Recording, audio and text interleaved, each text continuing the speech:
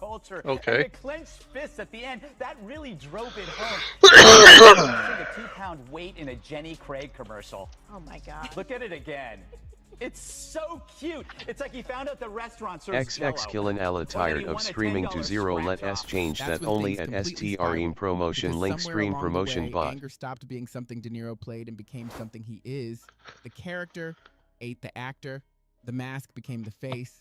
And now every appearance feels less like an interview and more like a hostage video where the hostage is reality. He doesn't show up to events. He erupts into them. He doesn't answer questions. He detonates near them. And Gutfeld watches all of it with the calm of a man who knows he doesn't need to swing because the other guy is already swinging at the air. Trump's rise coincides with De Niro's decline. Hybrids and the person who knows absolute it woo. most is De Niro. He's a fine example of how not to turn loss into bitterness. There are plenty of people who don't like Trump, but don't let it warp their minds or their ability to speak aloud among grown-ups or The View. But the Schiffs and De Niros of the world are emotionally damaged by politics to a point where they can't even assess their own emotions. Being an actor is tough. For how does one handle real life without a script? Not equipped to think analytically, you're left powerless when observing your own predictions about life turn out wrong. It's not supposed to be this way, De Niro thinks. Only the cool guys get to win. Sorry, Bob. That's only in the movies, but at least you'll always have... But that wasn't even the weirdest part. The weirdest part is that De Niro has somehow appointed himself America's emotional supervisor, the unelected referee of public morality, a penthouse philosopher who built his entire career playing gangsters, cheaters, killers, and con men, now lecturing the country on virtue from a balcony most people can't afford to look at. And Gutfeld, he didn't even need to call out the hypocrisy. He just let the contrast breathe. Old clip, De Niro robbing a casino. New clip, De Niro scolding the audience. Same guy, same finger wag, completely different. Hey, good morning. Understanding that I can see of the outside world other than anything around him. He has no idea of what his purpose in life is as the president should be, and that is to pull the country together, to be for the people, to heal wounds, not to open them up and pour salt on them. De Niro clearly has thought about this, more so than his career. His choice of roles is now down to cinnamon and lobster. He was then asked about the Trump kids. At least he doesn't want my kids to take this the wrong way. And then the internet.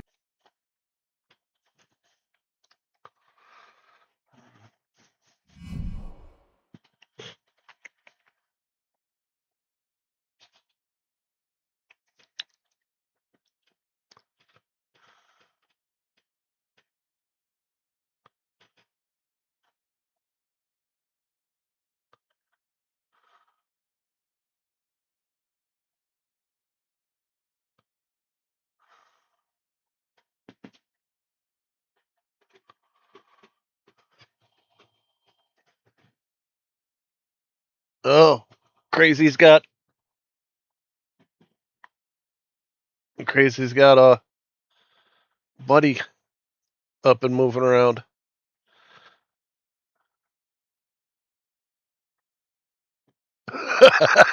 She's gonna mess with Buddy. Buddy's gonna beat her up. Hybrids absolute how's MR angry today? I'm pretty good. I overslept.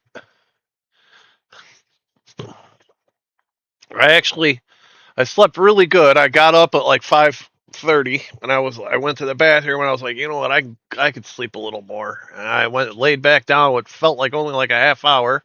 Hybrids absolute I'm on 7 days finishing the house and doing quests. And then I went back to sleep and I overslept. Got up, it was 20 after or quarter after 8 already.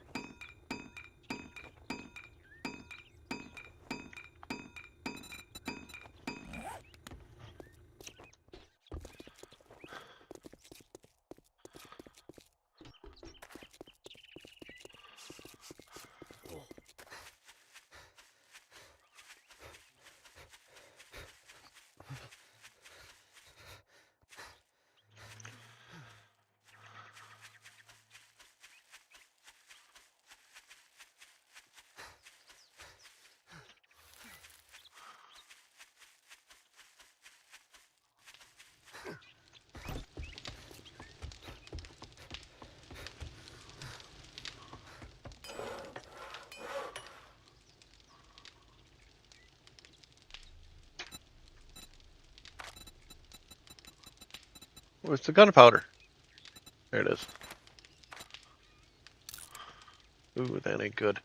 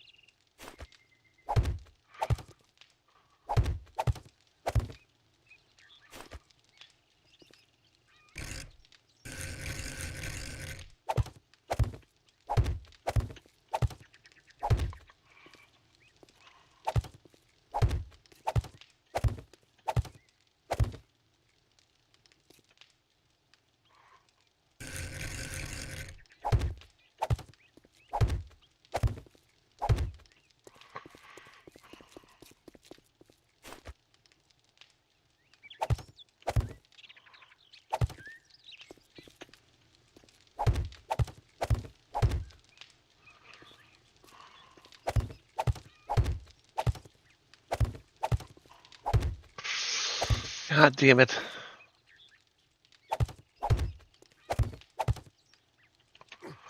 Why didn't you put one there?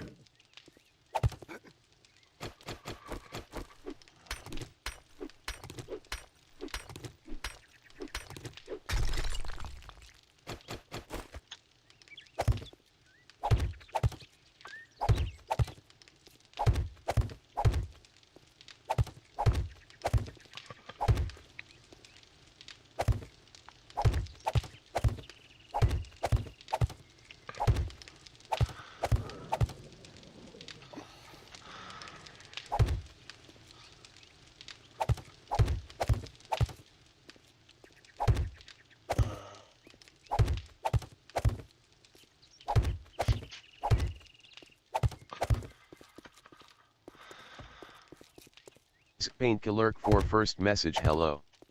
Hello. Welcome. Welcome.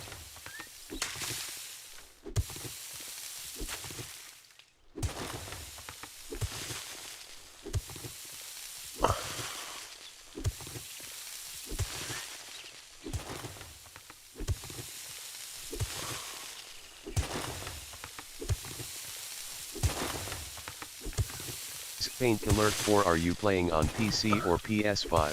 PC. I play everything on PC. I don't own a console. It's a long story, but I haven't owned a console in like 10 years.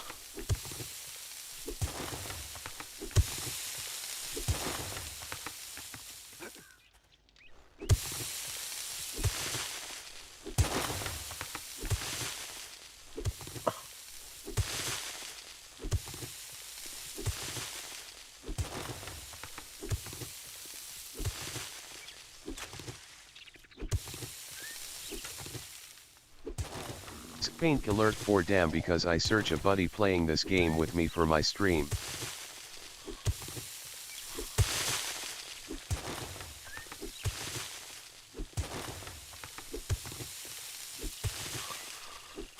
It should be able to cross over through Steam.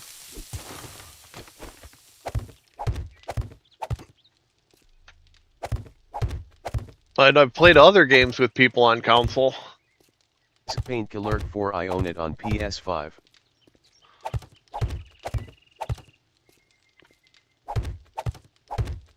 Ah, shit.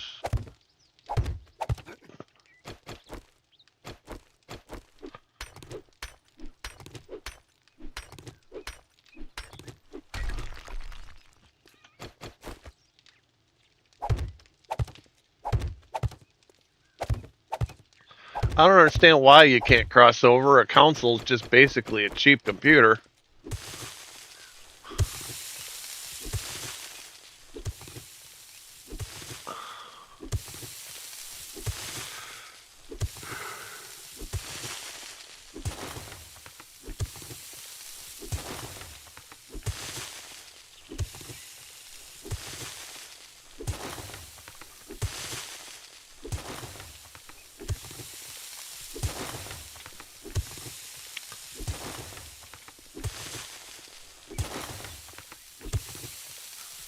Painkiller 4, because my PC is not strong enough at the moment to handle playing and streaming at the same time.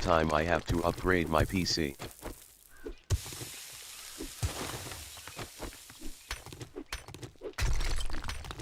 Hybrids Absolute, it is crossplay, but I don't think you can cause you have mods added.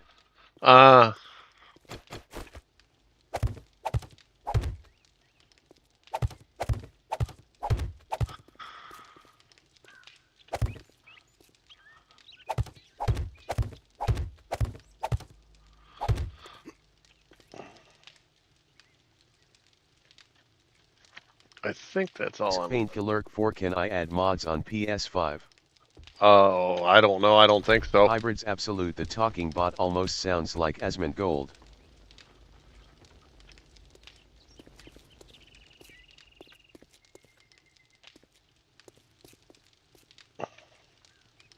It does have slightly different voices for the two of you. It's weird.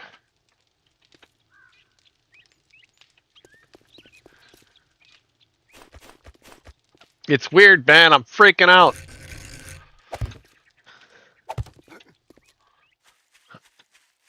I'm going to need a lot more metal, but then I'm going to need food and water before I do that. Boop. Let's eat a few of these.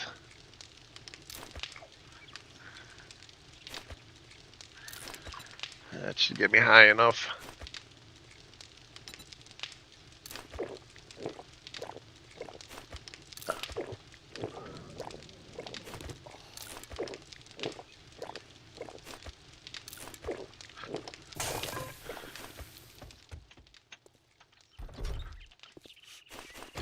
My wrench.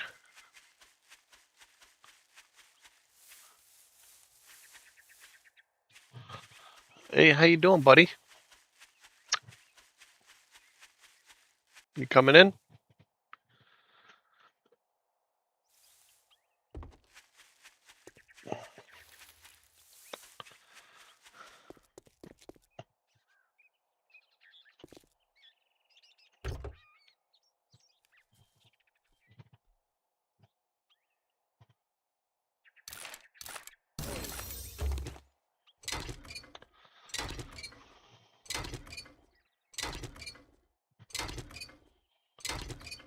Paint alert for yes, I can crossplay. I don't know if you can, if I got mods.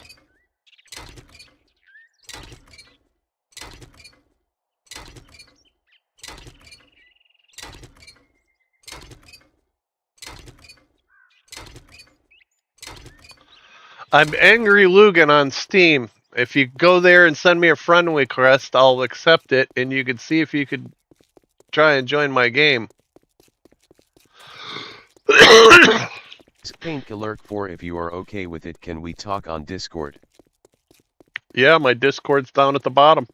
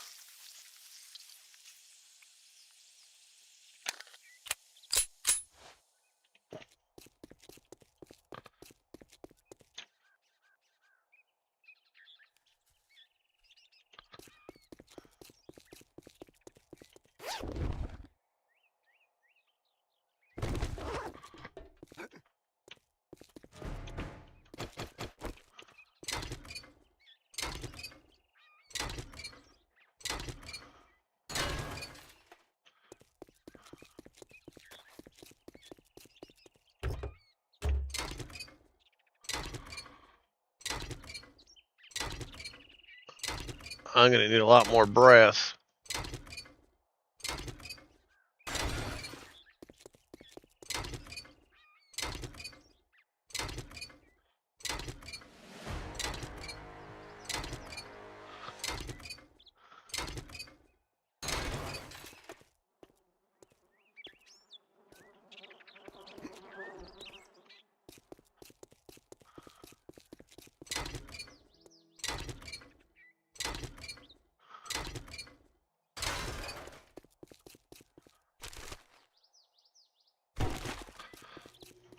Oh, really? Auto Parts?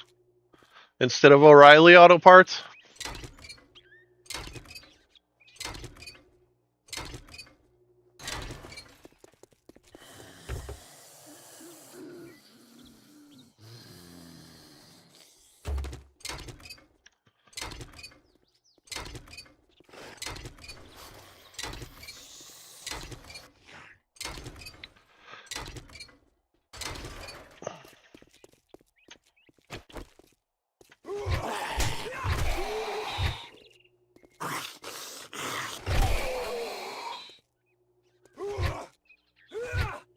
God, I hate these batons. Paint alert for I send it a request.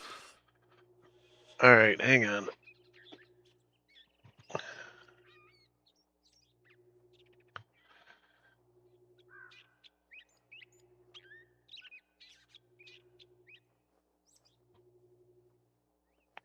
Oh, on which one? On Steam?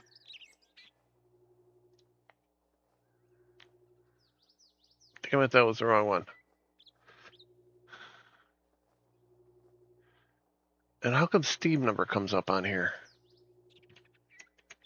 Painkiller 4 I try to join over PS5.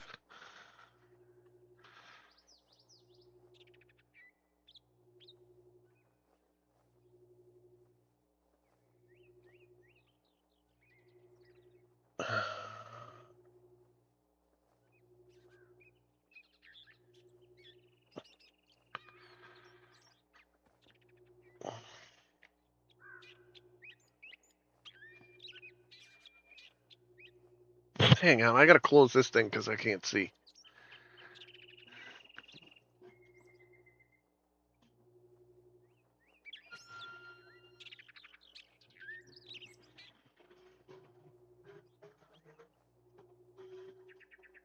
Well, you didn't send me a friend request on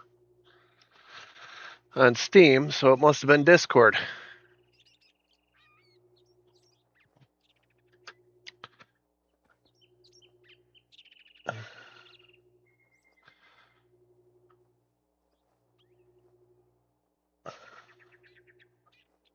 So recently there's been a resurgence of discussion about Anita Sarkeesian. She's kind of the ground zero for the original Gamergate. Nope, I don't have any friend requests. She's the person who wanted to demonize video games as misogynistic and harming women.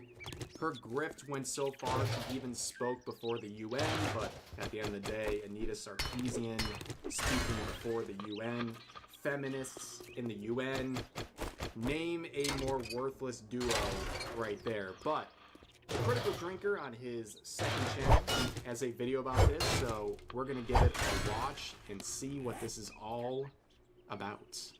When it comes to video game crash and burns, they really don't get much more spectacular than this one. It would be no exaggeration to say that Anita Sarkeesian was one of the most influential, divisive, and widely hated figures in the whole industry. True. A name that's practically become the Lord Voldemort of the gaming world now, instantly conjuring up memories of bitter online culture wars, horrifyingly unlikable girl bosses, DPI struggle sessions, corporate mandated activism, and of course, absolutely shameless online grifting. People love the term grifter, but this is the definition of a grifter. She has admitted she doesn't play video games. She doesn't even care about video games in terms of enjoying them for herself. And yet, for years, she collected hundreds of thousands of dollars in the name of protecting female gamers while demonizing male gamers, demonizing the industry. And she is the roots that spread her ideology throughout the entire industry. The impact cannot be understated. Okay? And people always say, oh, well, she's crazy and she's a grifter and who cares? It doesn't matter how ridiculous she is. She had a real impact. Acknowledge it however you want. She did. As ridiculous as she is, she did have an impact. And people were so afraid of telling her no, they just rolled with it and allowed her to fester her ideology throughout the industry.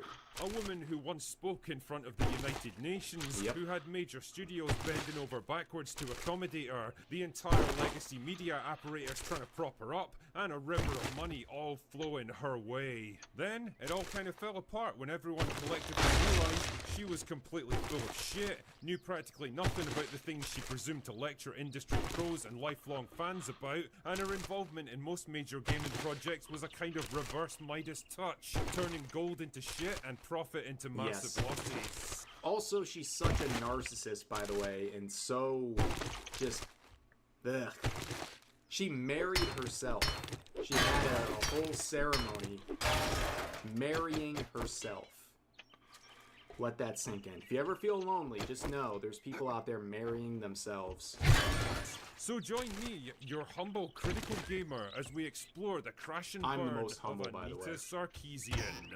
Anita was born in Toronto, Canada in 1983. Alright, that's already one strike against her. To the country back in the 70s. After finishing high school, she moved to California to study communications before moving on to York University. She looks like she would fit in California. That's definitely true. Where she earned a master's degree in social and political thought in 2010. Already, her preoccupation with gender and identity politics was pretty obvious with her final thesis, I'll Make a Man Out of You, Strong Women in Science Fiction and Fantasy Television. I hope that came at the cost of hundreds of thousands of dollars of student loans. That's the only price that is valid for that sort of final thesis for your stay in college. Diabolical.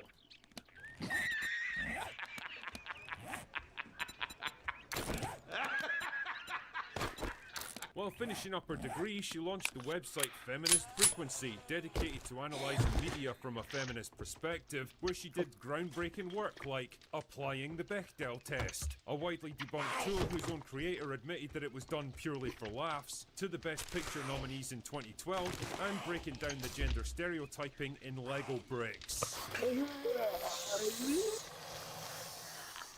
didn't even know that.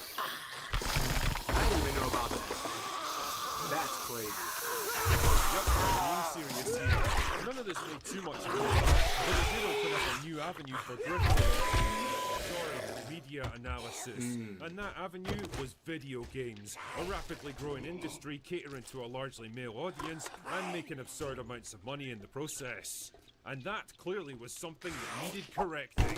In May 2012, Nintendo launched a Kickstarter campaign to fund a YouTube video series called Tropes vs. Women in Video Games, where she would break down various harmful stereotypes and depictions of women in gaming and how they could be fixed. Over the course of this series, I will be offering critical analysis of many popular games and characters.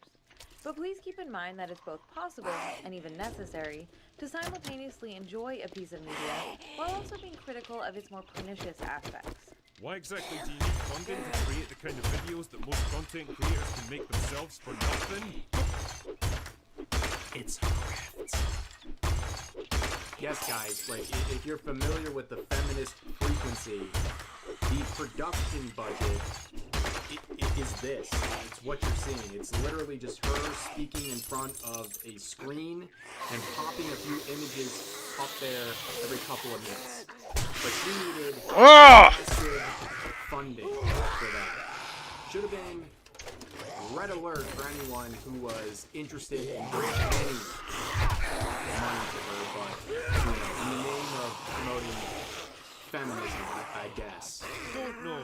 Just don't worry about the other money right now. Either way, the campaign was a massive hit and ended up raising over $150,000, and Tropes vs. Women rolled ahead with its first episode, Damsels in Distress, the following year. Yeah, it was mostly superficial, highly biased, and easily debunked analysis of cherry-picked examples stripped of context, usually from games that had been made decades earlier, and tossed together with the kind of word salad that could only come from a political science degree. But it was exactly what news media was looking for. A chance to shame and browbeat an industry that had mostly gone unchallenged until now.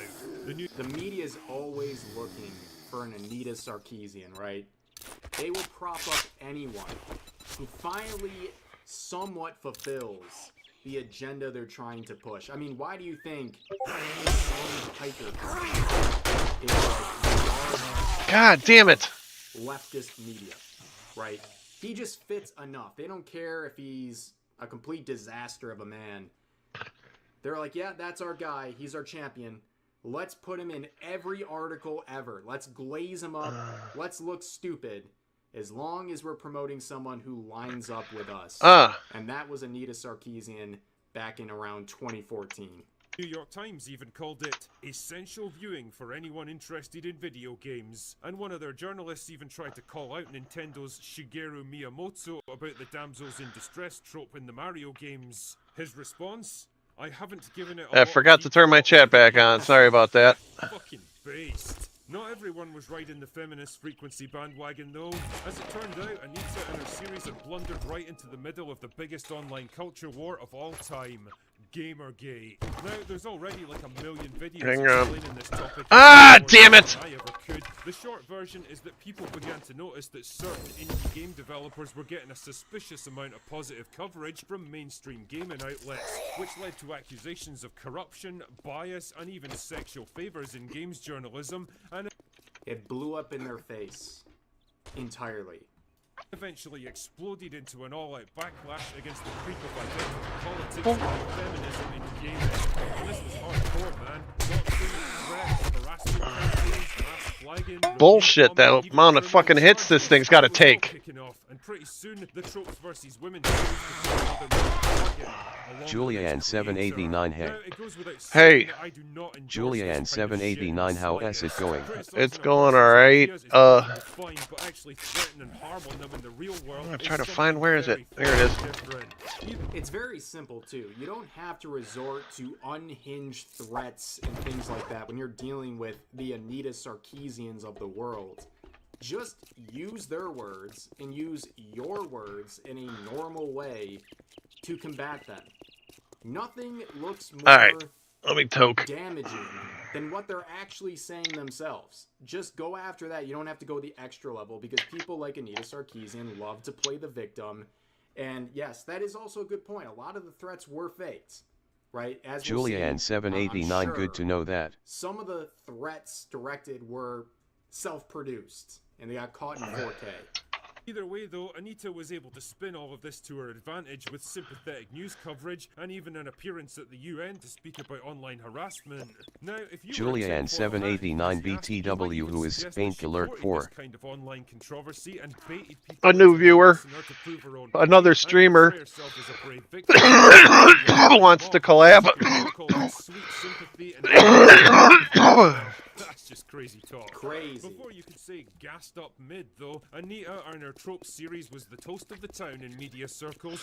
Julianne 789 he added me on Discord, that's why I'm asking. Video game conferences, Oh. basically anyone that would Yeah, have just her. a collaborator. Confronted by this tidal Somebody wave wanting to of collab with me. scrutiny and profit-threatening criticism, the gaming industry reacted exactly like you'd expect. They folded like a house of cards, and before you knew it, Anita was the new savior of gaming. The Julianne 789 I see. drag the industry away from sweaty teenage boys and horny middle-aged men and into a more enlightened era of diversity and inclusion. She was their champion. Make no mistake, she was the ground level of everything we're dealing with now. They picked her, and her influence produced a million different versions Great. of her. Here you go. If you ever wonder Don't why spend it the all in gaming one industry place. feels so woke and just exhausting with its agenda, thank Anita Sarkeesian and I'm just gonna everyone scrap who these. propped her up. You sure about that? You sure about that? You sure about that? What the However, hell do you all want was this not time? well. The Tropes vs. Women series that had started with such fanfare in 2013 was rapidly losing momentum. Views dropped off sharply from 2015 onwards and never really recovered, and the pace of uploads slowed down drastically, with only 2 episodes getting released in 2017 before the whole thing ground to a halt. Well, that was $150,000 well spent, wasn't it? Anita's claim of being a lifelong gamer took a bit of a hit when footage emerged of her running a workshop back in 2010, giving a very different story. It's a soundtrack of one song, except I'm doing video games. So it's not exactly a fandom. I'm not a fan of video games. I actually had to learn a lot about video games in the process of making this. That right there, like the kill shot. She just admits she never cared about video games and only started learning about them while she was in the middle of her grift collecting hundreds of thousands of dollars. In any other context, you in want a a guarantee, sane huh? and just Well, world, maybe you should try people Shamway. would say, you're done. We see through you. Even supporters should take a step back and say, nope, you're not our champion anymore. This is embarrassing. You've been exposed. But no, it didn't do that. She still gets mocked for this. Her side will never acknowledge this. It's just that bad, that blatant. It also media support is a fickle have an actual fan base there to lift you up, pretty soon you're going to disappear into obscurity. And well, that's exactly what happens. A VidCon panel that she hosted in 2017 turned into a complete disaster when almost nobody showed up except her own detractors, and she spent most of the event raging against them and dodging their questions. By 2019, desperate for Clearly they were a bunch of misogynistic incels, obviously, guys. money and relevance, she tried to publicly blackmail CD Projekt Red into a consultancy gig on their upcoming game Cyberpunk 2077, saying, "Hey CD Projekt Red, I'm always available for consulting because it sure sounds like you might need it before the whole of the internet drags you for what sounds like some potentially sexist representations, which we all know you've struggled with in the past." Does this sound familiar? It should, because this is exactly what Sweet Baby Inc. does as a business model. In fact, the CEO has a clip out there of her saying you need to go to your HR department or your leadership and scare them with the threat of cancel culture. If they don't work with our consulting firm, they'll be canceled. Their product's gonna fail because everyone on social media is gonna get real mad and cancel you. This is a business model that works. That's the crazy part. It works. The bold strategy, Cotton. Let's see if it pays off for them. It was the social media equivalent of a protection racket. "Hey buddy, nice game you got there. Be a real shame if something was to happen to you, know what I mean?" Needless to say, it didn't work. CD Projekt Red and any other developers Good on still them for interested once. in turning a profit avoided her like the plague. And by the early 2020s, the culture had shifted, Gamergate and most of its major players had faded from relevance, and feminist frequency was fading with it. See, it turns out that watching a bunch of bored, frumpy, middle-aged spinsters prattling on about media they barely understand wasn't a big hit with audiences. Views plummeted, interest waned, and in 2023, Anita announced that she was shutting down feminist frequency for good. But she's not The done. official excuse was burnout and exhaustion. The real reason? Nobody was fucking watching it. So where exactly is she now? Well, in 2023, she made headlines when she celebrated her 40th birthday by holding a wedding ceremony where she married herself. I already mentioned it, but it's crazy. Just crazy this actually happened. This is the bowels of no self-respect. Yeah, And pretty the much. is just on point, obviously. Crazy. Marrying yourself. You do that once you don't have room for any more cats. Narcissist, ladies and gentlemen. Really? It can always get worse. Yes, yes. Oh my god, that might be the saddest thing I have ever heard. Honestly, I can't think of a better metaphor for modern day feminism than a single, childless, middle-aged woman. Big true. Herself. From a career standpoint, she still kind of exists as this shadowy figure on the fringes of the games industry, limping along with the occasional consulting gig on small-time indie projects, but her days as an industry-leading cultural icon are long gone. Looking back on it now, she was really just someone who happened to be in the right place at the right time. I think definitely it was a right place at the right time sort of thing, but she's still having an impact. She's still getting work as a consultant. We saw that with Slay the Spire 2. When people discovered that she was a hired consultant for that game, the goodwill that was generated for that studio plummeted. Of course, people still really enjoy the game. It was a massive success, but that was a really big blemish on that studio. The fact that they're so off the pulse of gamers that they thought hiring her was a sound decision was really bad. The backlash was really bad. And it was not just bad, but it was immediate. And it was crazy because people kept hiring her. And she was literally destroying brands. It was crazy. Still being felt to this day. Like it or not, Anita Sarkeesian made her mark on the games industry, and it was not a pretty one. That is the very important point to take away. No matter how you feel, you can think Hang on. validly, she's very ridiculous. grifter, makes terrible points, terrible videos, terrible agenda, but it works. People listen. And her legacy lives on through the industry, and that's why we're in such a bad state right now. She is one of the key players. Acknowledging that is really important, and that's why anything she touches right now, just like I disagree with that. I don't think should be criticized. 100%. Anita Arkeesian affects the gaming industry anymore. You're showing a disdain for gamers. You don't know what they want. You don't care about their needs. The problem with modern gaming is the modern gaming industry is lack of innovation, man. They said, dude, I said it all the time. Like, he sat with them, he listened, he 7 Days to Die is the first person shooter that's original. I mean, everything else is just Halo, Call of Duty, fucking Battlegrounds. All those games are just fucking copies of Doom. They're just Doom with better graphics. I mean, no, the guns and the physics and everything. No, they're not. It's the fucking first-person shooters are all the same fucking game. This one, you can at least interact with the environment. This is the first innovation first-person shooters has had. And this game is like 10 years old. But they still squeezing out the same old fucking first-person shooters. I mean,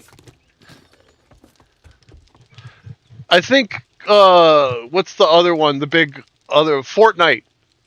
That one, the Battle Royale. Now, that's not a terrible idea. I mean, the other ones did kind of have that, but I think that it was better that the other ones focused more towards teams where you had to work together. At least when we used to play bunkers on the old Call of Duty back in the fucking 90s. No, that was the early 2000s. We used to play bunkers. You used to get squads of like 3 to 5 guys to attack a bunker. Well, you needed it. You couldn't attack a bunker on your own. You had to team up.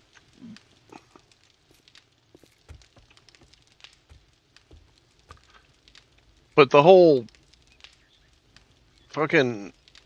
Yeah, I always say that. 5 first-person shooters are all the same game, man. They're all the same game. And in the small town of Hyde, England, he was more than a family.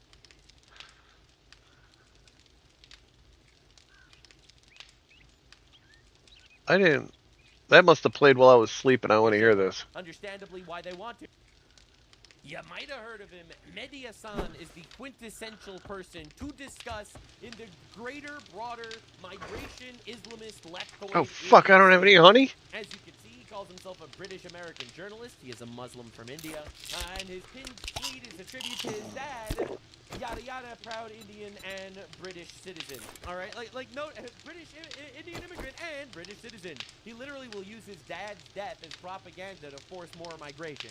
He supports every terrorist organization you can think of in the Middle East. He absolutely hates our Western civilization. He's doing his absolute best to destroy it every single day. And he was just eviscerated and obliterated in a debate where he basically tries to make the argument that under Biden there wasn't an open door policy for migrants because there wasn't actually a door. Yes, technically, obviously, illegal aliens were invading our country. Holy shit. Hundreds of thousands of them, like, per week. I can't believe he said something that stupid. Did he really say... I want to hear that. Basically, virtually no pushback. But technically, there wasn't a door, so calling it open door is wrong. So Biden didn't have an open door policy. Literally, the leftist tricks. Aha! I'm going to make you I don't understand what words mean in order to push a fake narrative. And before we get into that, he's been getting into drama with leftists on the timeline. I'm actually really excited about this. In my previous video, I showed you this whole fight between Mehdi Hassan and Destiny. Right, because Destiny is more of a classic liberal type. One of the things that I find the most entertaining about Nuxador, about how exciting he gets, how excited he gets for people fucking crashing. The amount of joy he takes in other people's misery is hysterical to me. But whenever they're not in power, the cracks actually show. And today, there was another glorious instance of that. So, It all started with Bill Maher, classical liberal guy, talking about, you know, basic shit, like how Muslims kill people and stuff. Now, I know that people are going to call me Islamophobic for this, but, you know, there will be a lot less Islamophobia if Muslims would just stop fucking killing people. You're always having to serve two masters at once. One is that you are a representative of the people, but you also want to be a leader. Yes. And you have to always make that call. To me, what the Democrats are not doing with this is leading. The energy in their parties with the young people who learn everything about Israel on TikTok. They don't know shit. And their leaders are not standing up and saying, kids, you don't know what's going on here. Every war Israel has fought is a war of defense. Right. Every war, they were attacked first. Well, and they're not... Now, whether you could argue you like Israel, you don't like Israel, you don't like their influence in our politics, you don't like the way they operated in Gaza, whatever argument you want, objectively this is true. You know, because... That is one of my big things statistically, you pay attention and you about Israel was I didn't... Technically, it didn't start on October 7th, it started in 1948. All right, look, our elite military forces train with the Israelis. So whether we're learning from them or teaching them, the Israelis are a badass military force. They could easily go into Gaza, kick in the right doors, cut the right throats, and they don't have to level neighborhoods. I think there's a lot of animosity in their response to October 7th. They have every right in the world to respond to October 7th, but I think what they're doing is out of hand. It's over the line. Quick history recap. All the Arab countries around Israel decided they were going to attack Israel at the same time, and Israel fought back. It's called the Six-Day War. Israel won. This was like literally a defensive fucking war. But according to Muslims are actually always the victims. You'll notice that. It's pretty weird how that keeps happening. So Brianna Wu, I think she's like a transgender, leftist, libtard person. Only Jew hater Mehdi Hassan could look at 1967 as anything other than Israel defending itself, which is actually correct. Now, Mehdi Hassan, dropped some of these massive, long responses. Put aside that you're an anti-Semite who constantly conflates Jews with Israel. You're an ignoramus, blah, blah, blah, yada, yada. All right, and then he tries to quote the day that it was a preemptive strike, and it wasn't actually, but literally, community know, he misquoted the guy. The next sentence of the speech after his quote is, this is a war of self-defense in the noblest sense of the term. All right, so he literally will pick specific sentences. Oh shit, I never got another quest. But you know what? I gotta do... All right, and then this guy says, aha, a community note is not actually a fact check, you absolute fool. Decides to argue... Colon nitrate. Oh, look at that. And my airdrop is up there, too. Let me get my other flag off of there. Brianna Wu says this. Dear Mehdi Hassan, I have a proposal. So we're gonna go up there for nitrate. Hang on. If the pro-Israel lobby has given me a dime, you can Where am I? If Qatar has given you I want to catch the road up here so that we could take apart cars while we're going down there.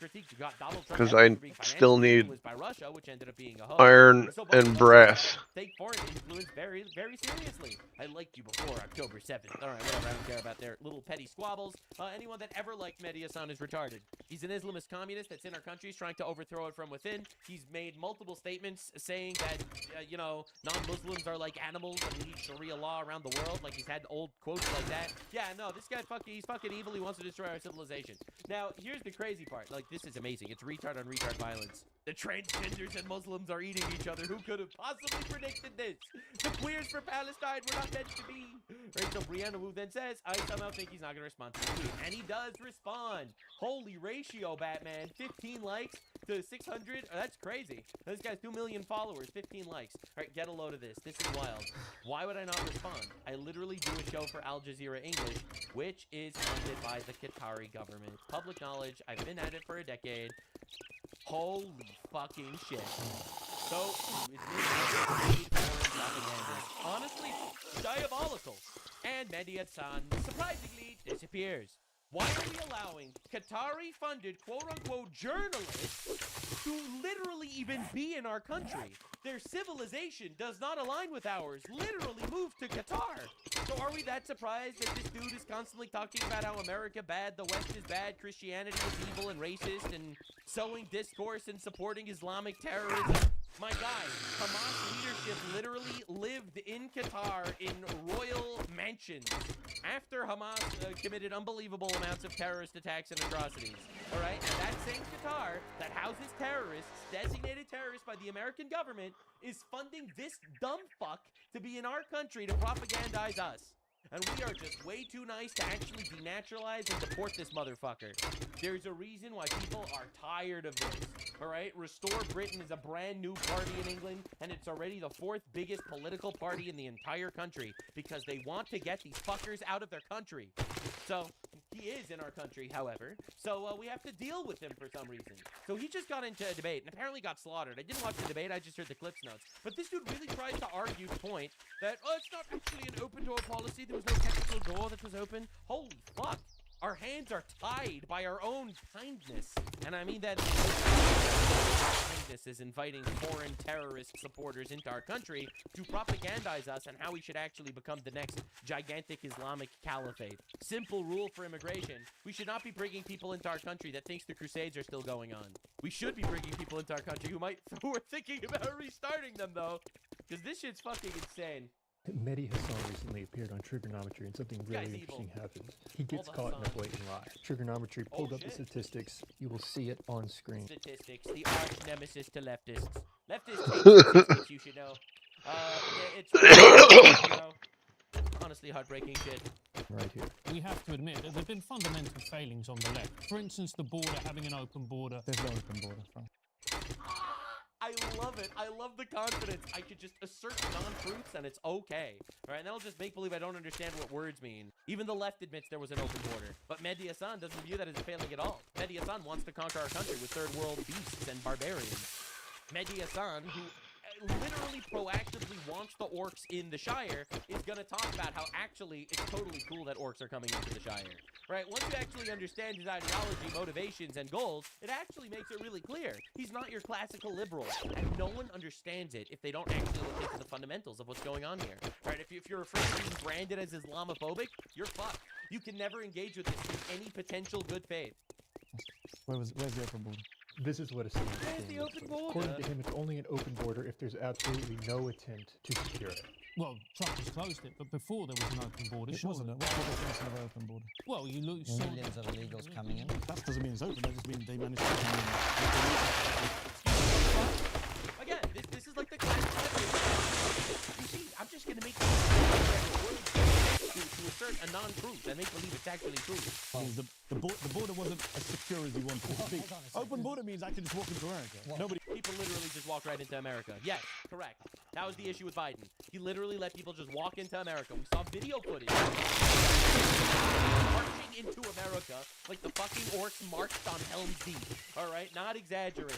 Could do that. People do just walk into America. So that's a lie. Well, hold on. If millions of people are able to walk into my house and I say, I've got an open door policy to my house, you go, that's not an open door policy. It just means people got in. I mean, come on.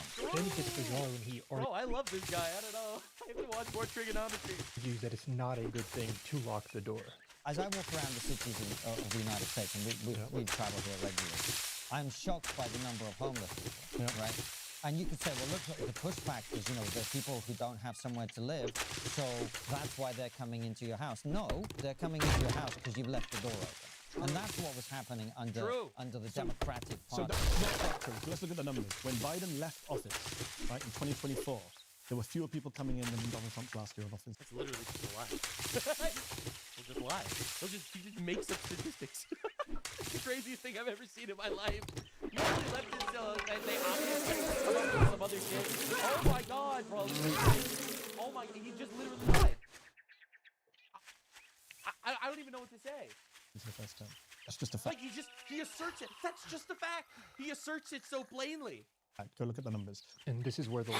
Go look at the numbers. It's not true. You have the data right here. It's the opposite of what he is saying. the trends were down. You've got to look at trends. Clearly, there was a peak. I'm not disputing that. Okay. In 21, 22, huge peak. I was at MSNBC. We covered it all the time. Point, but the point is, if it was an open border, why didn't they stay? Why didn't it stay up? Right, and people believe you. People don't assume you're just literally going to make a bald-faced lie and then say that's a fact. You look it up. Right? You're in the middle of a conversation. You're not looking up everything everyone says. Right? You're inserting it as a fact. You assume that your opponent in a debate is going to act in at least good enough faith to not openly and blatantly lie to you, right? Well, what if they're a foreign Muslim Indian propagandist who's coming here with the stated goal of bringing in as much of the third world as possible? Why did it come down? Because they realized it's a problem and they were trying to deal then we with agree there wasn't an open border. If the no, there wasn't. There was an open border. definition is we're inviting people in with absolutely no security at all. If that's an open border, then sure. But that's not what we're talking about here, and you know it. You know, of course he does. Of course he does. This is the strategy. This is the leftist strategy.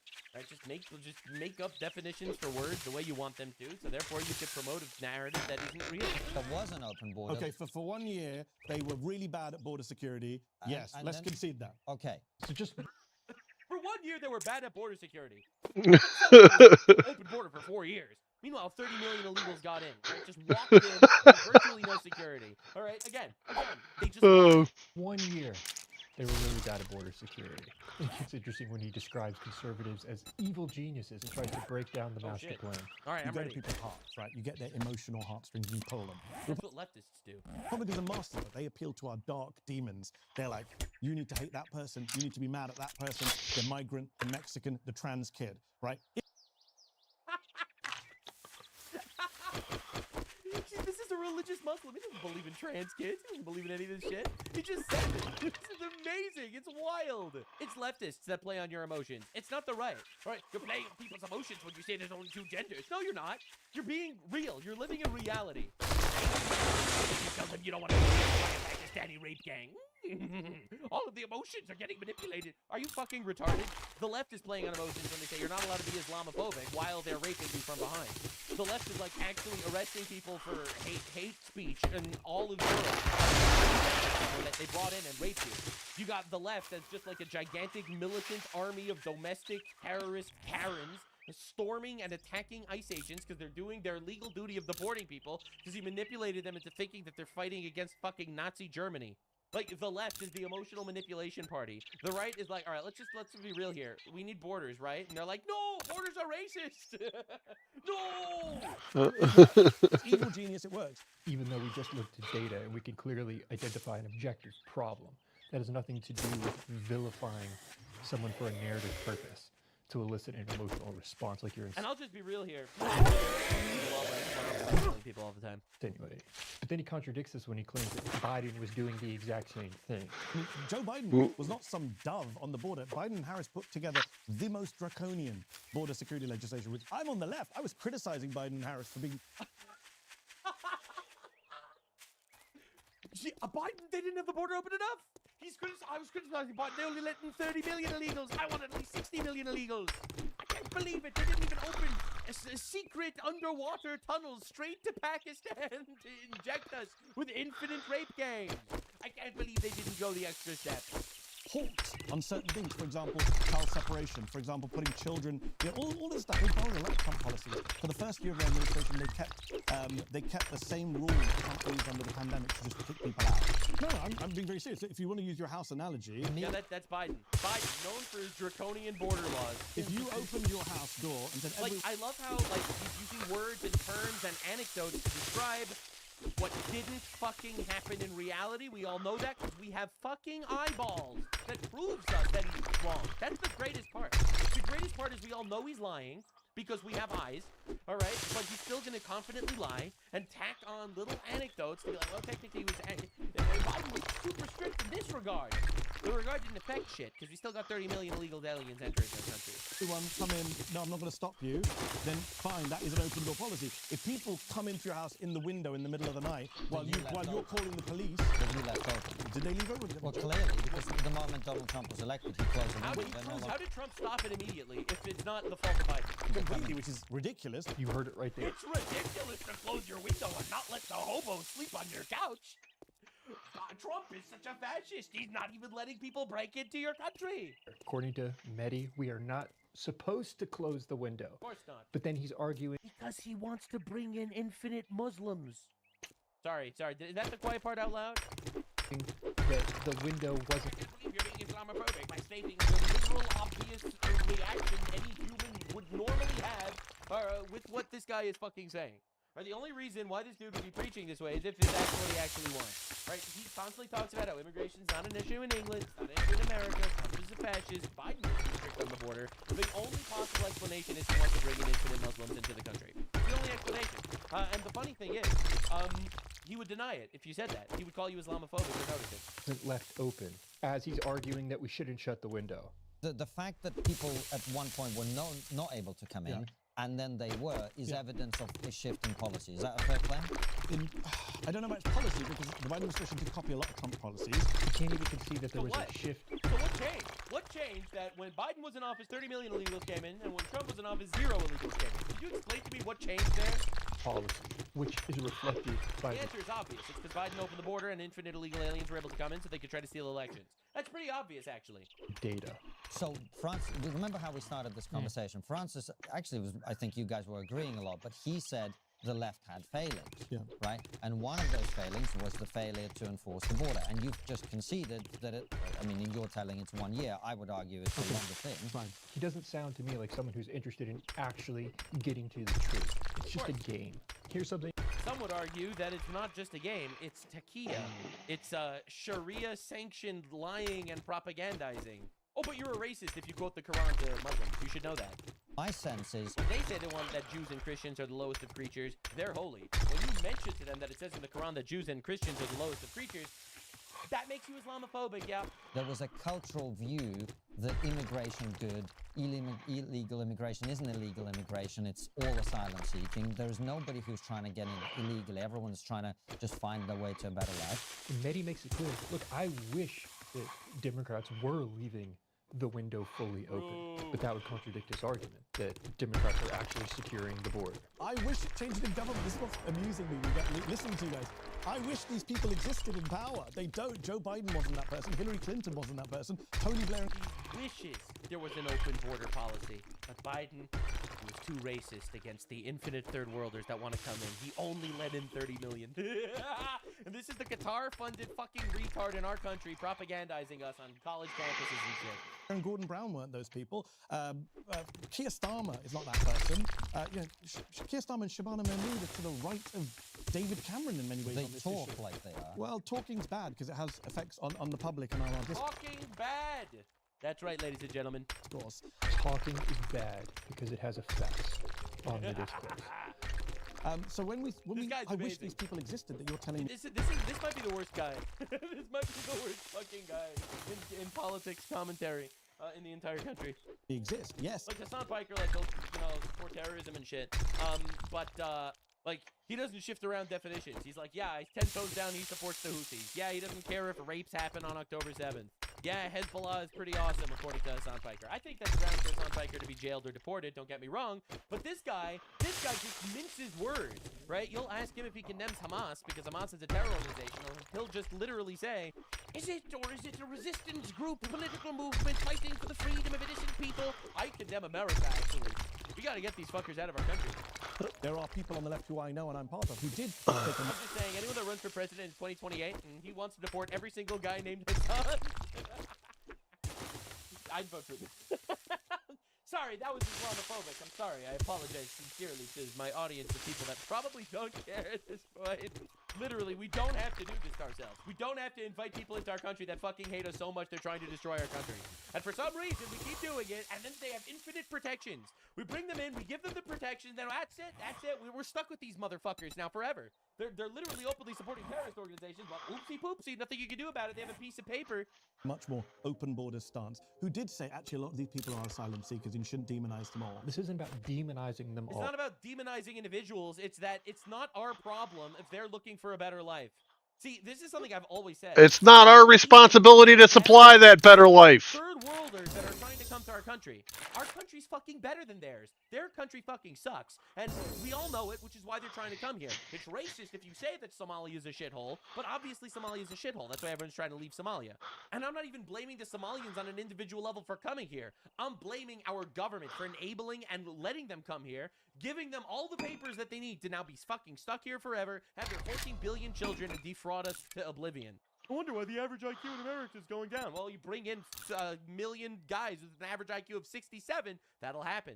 So no one's demonizing the asylum seekers, all right? I just don't want to be raped. So I'm very upset that our government, for some reason, think it's our responsibility to give asylum to the asylum seekers, in air quotes, because most of them aren't asylum seekers. They're just coming, they're leaving a shithole. Understandably, why they want to.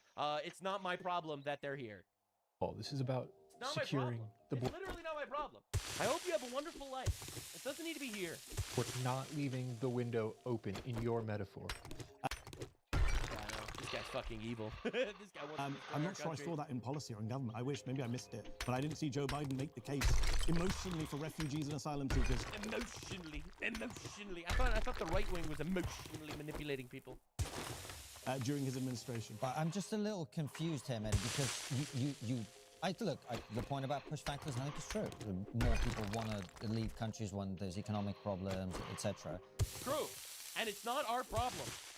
But you can't deny that policy shifts change the number of people who will come through a door depending on whether that door is ajar or open or closed. But if the alternative policy, as Francis said, was will Trump shut the border, do I agree with that? No, that's ridiculous. Yes, leaving the window open will affect what... It's ridiculous that Trump shut the border. You see, when this guy say he's anti-ICE, and ICE are Nazis, and Trump is Hitler, and the Gestapo ICE agents are deporting people and it's evil, when he's saying that, he really means it's evil that Trump isn't letting infinite retards into our countries. All right? It's evil that Trump isn't letting the Americans get raped by the third world. That is his political ideology. Whether or not they can come through the window, but do I agree with Francis that we should shut the window? No, that's ridiculous. I don't know what to do with this. I do. It's literally an Islamic propagandist trying to destroy our civilization.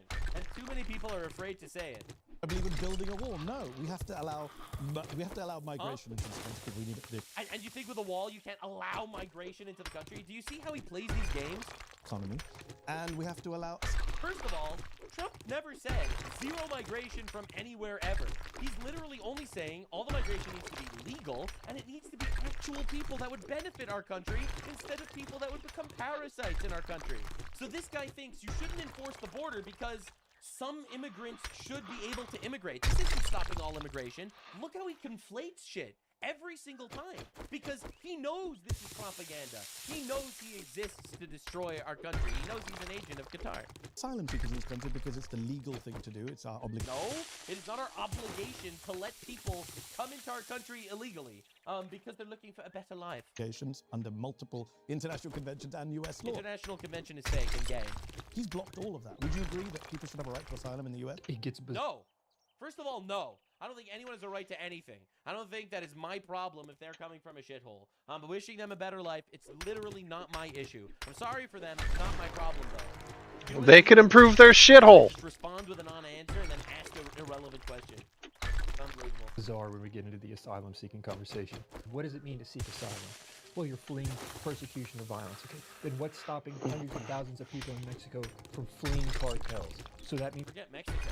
Everywhere, all right? Nigeria, where there's a genocide, all right? Or Syria, where they're genociding people. You know, like, there's genocides all over the world. All by Muslims is suspicious. It's a coincidence. I swear. There are 10 Islamic genocides going on in the world right now, and it's a coincidence. I promise. Means they can just come over the border. The solution to asylum is actually very simple, which is you set up asylum processing centers near the countries where there's war and conflict and so on. He even agrees to this. He says, I agree. And so on. If you agree, then why do they need to cross the border in order to seek asylum? What Constantine just laid out country with retards is the opposite. That would happen before crossing the border.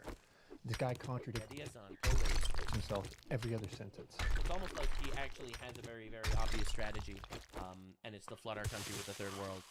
It's almost like that's his plan, and he doesn't want to say it out loud because he's afraid people would notice. So he's trying to launder his real opinions into this infinite gobbledygook of slop. One of the reasons why immigration has worked for the right is because it looks like chaos, and it is chaos. It is but chaos. It's manufactured chaos. So when Biden and Harris put a bill together, not one I agreed with, but a draconian bill to really shut down Biden and Harris, they were just way too strong on the border.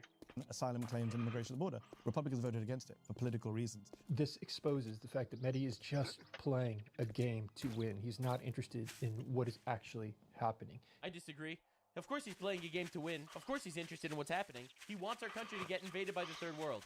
For him, victory is the moment America becomes a Muslim majority country. Look, it's Islamophobic for you to notice that Muslims are doing exactly That's when he wants to close the border. Islamophobic. Your libtard tricks don't work on me. I don't give a fuck.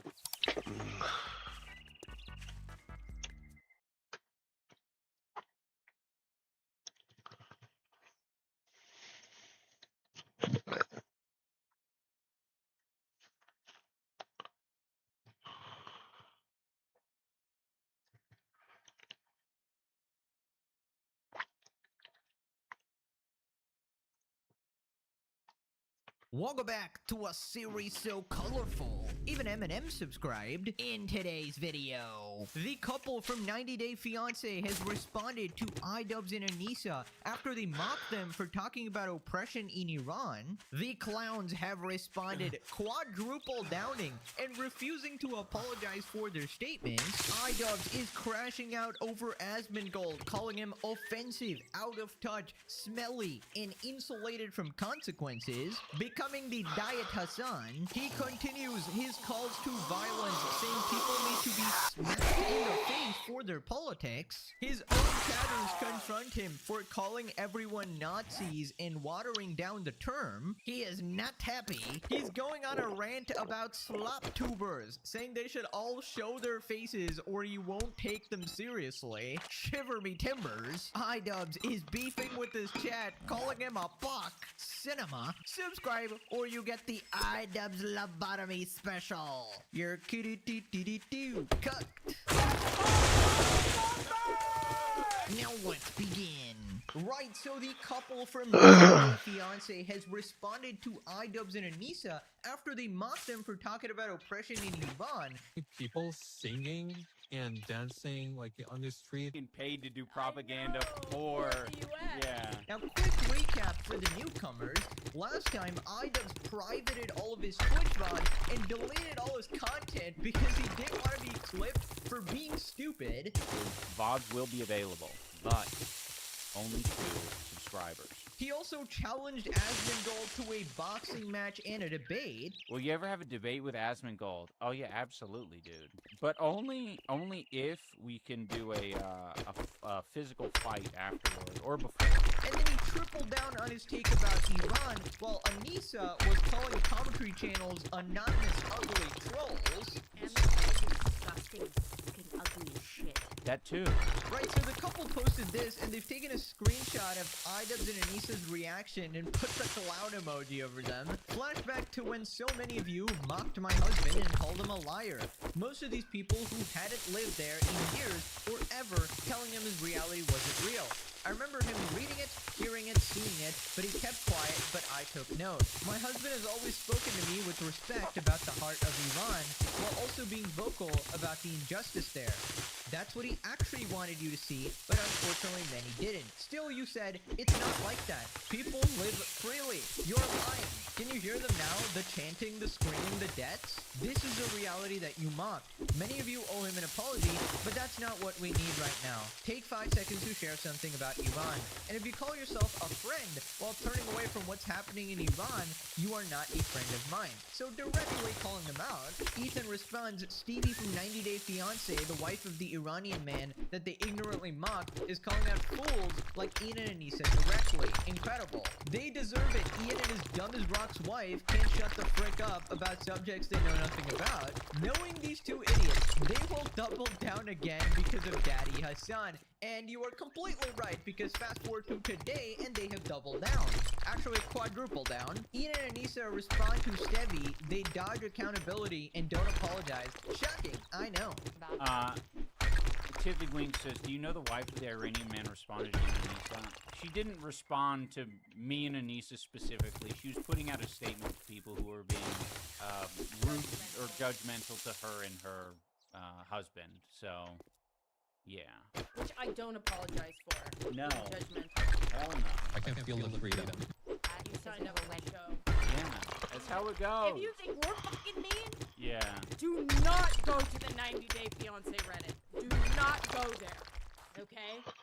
I'll tell you what. So my question is, are you always going to have this thought in your mind that you Also, when someone's being an Ameriboo, you can call them an Ameriboo. I'm allowed, yeah, we reserve the right to call somebody a... And if I go to Iran and I'm like, this place is awesome, the Iranians can call me an Iranaboo. Whatever word they have. It's not our business to whitewash that country's atrocities. Always want to go in the back. same way that somebody coming to America and saying they can feel the freedom with what's going on is, I don't know. I'm allowed to say it's cringe. Yeah. Well, there they are, quadruple downing, absolutely shameless. And what the hell is this Omega Copium saying?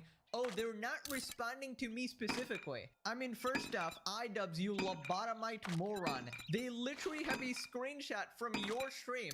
They put a clown emoji over your face and you're going, oh no, they're definitely not talking about me. It's literally your face cam. That is your That's not me. That's obviously a clown. What even is the argument here? How can you possibly say they're not talking about me? I mean, just because they did you the courtesy of actually censoring your face to avoid giving you more backlash, this is how you repay them, by completely ignoring the fact that they were calling you out. I'm sorry, you people just do not live in reality at all. I mean, that is obviously talking about you. And I just gotta say, Anissa is so vile, man. This person's actually the devil. I don't apologize for it.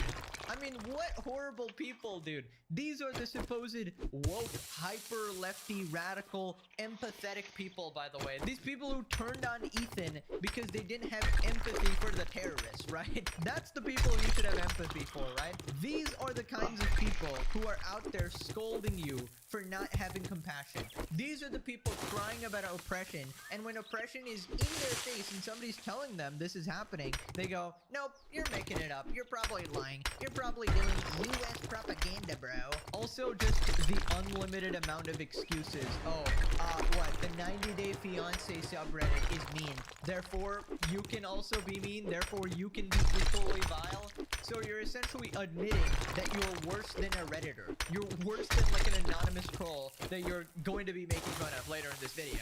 And I just don't know how you get to this level of brain rot where you think everybody is Ameriboos or whatever the hell that even means. Apparently, guys, saying objective facts that America is more free than Iran and offers more freedoms. Stating those objective facts makes you an America-boo and you're doing propaganda for America. I mean, you people are just not living in reality. Even if you hate America, you should be able to acknowledge the objective reality of Americans not having it as bad as Iranians, obviously, who are getting fucking mowed down and shot in the street, right? Considering what massive whiny skulls they are, it's amazing how hard they went after this dude, mocking his culture and accent. Where's the empathy? Well, iDubbbz is pushing 40 now. That was only for 32.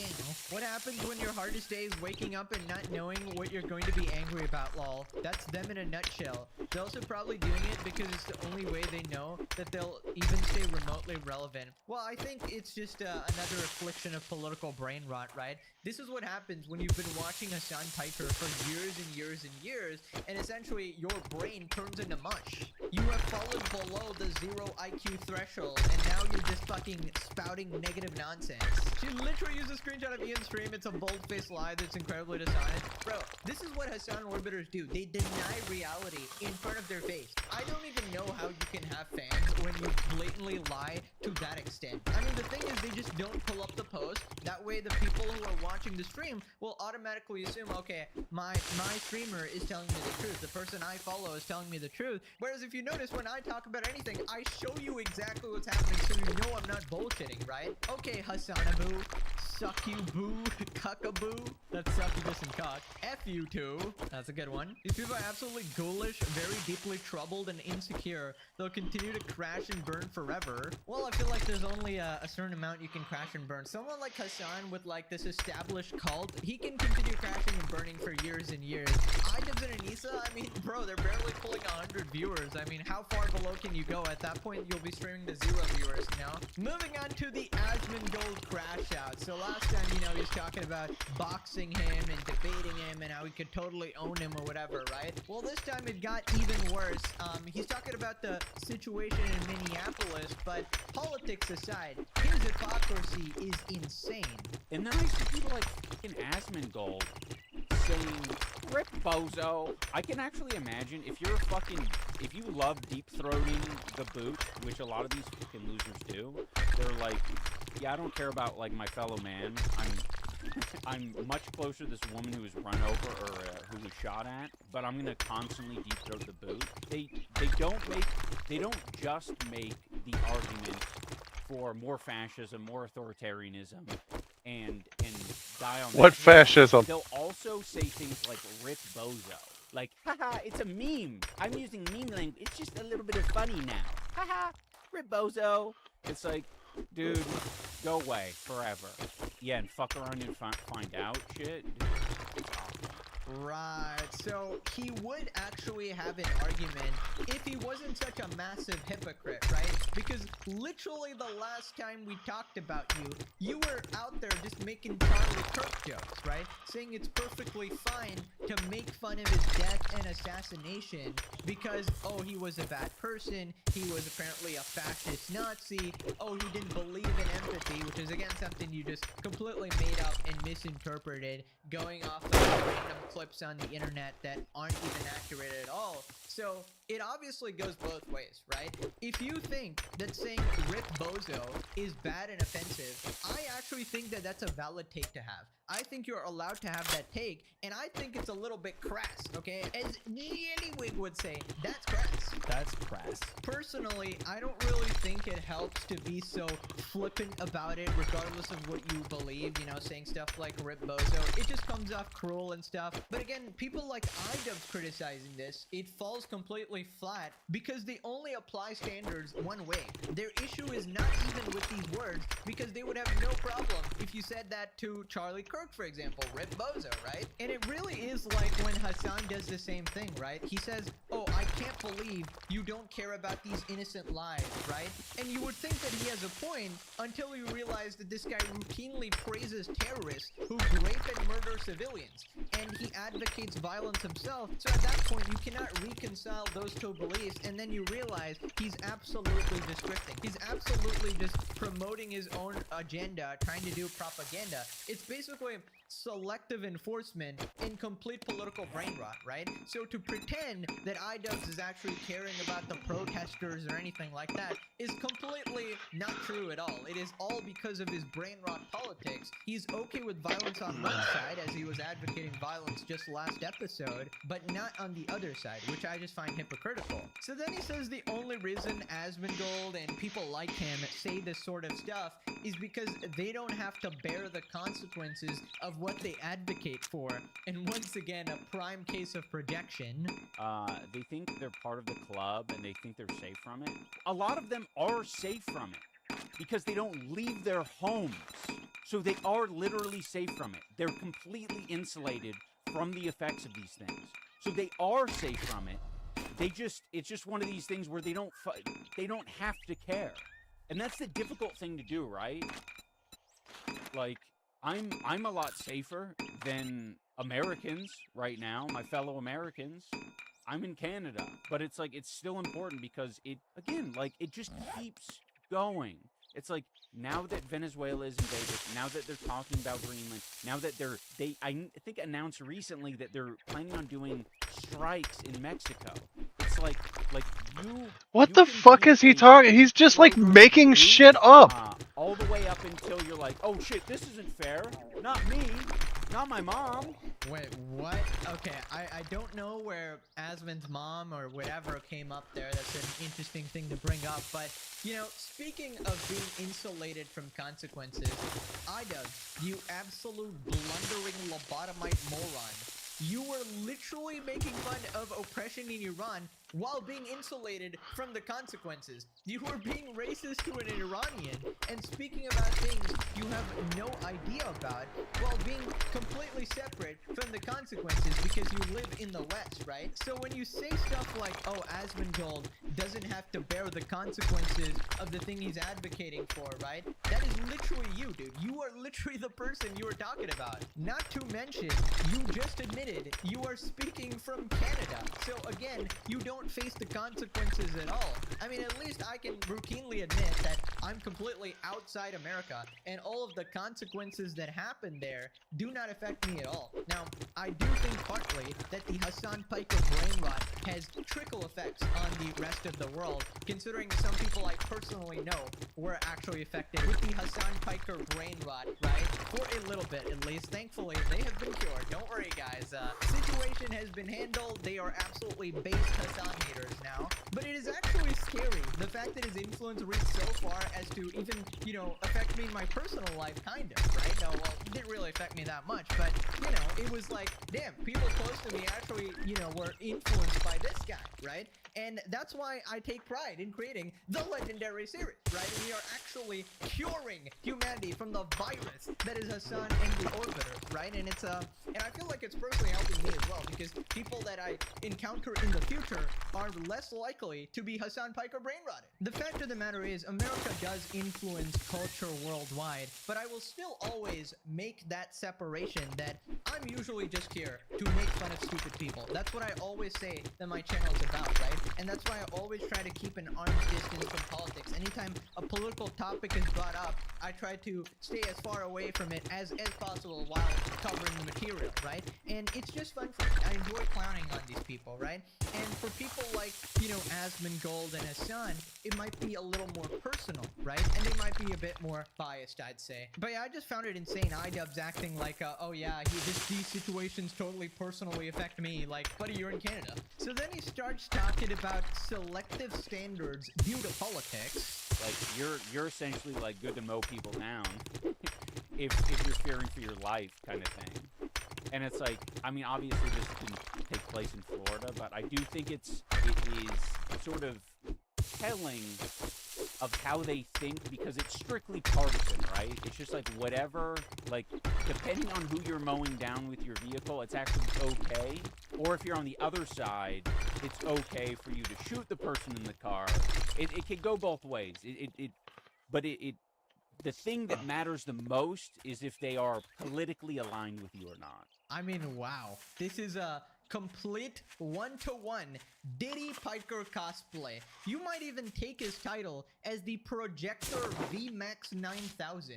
By the way, the guy talking about selective standards just finished selectively applying standards to where he would only care about certain people when somebody says rip bozo to them, but not people on the opposite political side. Also, this is coming from the guy who has empathy for terrorists because they are politically aligned with him. I mean, this is coming from the guy who has empathy for the Redditors and, you know, the snark users, the Hassan Orbiters harassing Ethan and trying to take his kids away, but no empathy for the actual kids. And I'm telling you, this is all streaming down from political brain rot, right? And you would think that, oh, Ethan is on the same side. They're both liberal. Surely, you know, they would get along great. But no, anyone who's not radical far left is essentially far right. In Idub's and Anissa's eyes, Ethan is essentially just a far right winger, right? Essentially akin to like a Nazi person, which is why they treat him this way. So then Idub's continues his subtle calls to violence. When is it not going to... To me, it feels like it's only ever going to be the case when it smacks him in the face. And, like, you actually have to be looking at other people to kind of manage your barometer for when it's there. You don't let it smack you in the face. You don't want to get smacked in the face. But, like, loads of people are getting smacked in the face right now. But, he really likes that term. They're not the people who deserve to get smacked in the face. The MAGA people do. Right. So MAGA people deserve to get smacked in the face. I mean, that's a very civilized society. So if somebody disagrees with you politically, smack them in the face, according to iDubbbz. I mean, by the way, that's a whole lot of people, and it's no wonder that there's so much utter chaos in America. It is so divided and hateful and violent. Because you got these streamers out there, now not particularly iDubbbz because he just has no viewers, but you know, the iDubbbz is the spawn of Hassan essentially, right? You got people like Hassan out here stoking the flames, right? And this is the result, like he's spawning more iDubbbzes, and you know, one of these iDubbbzes is eventually going to become as popular as Hassan.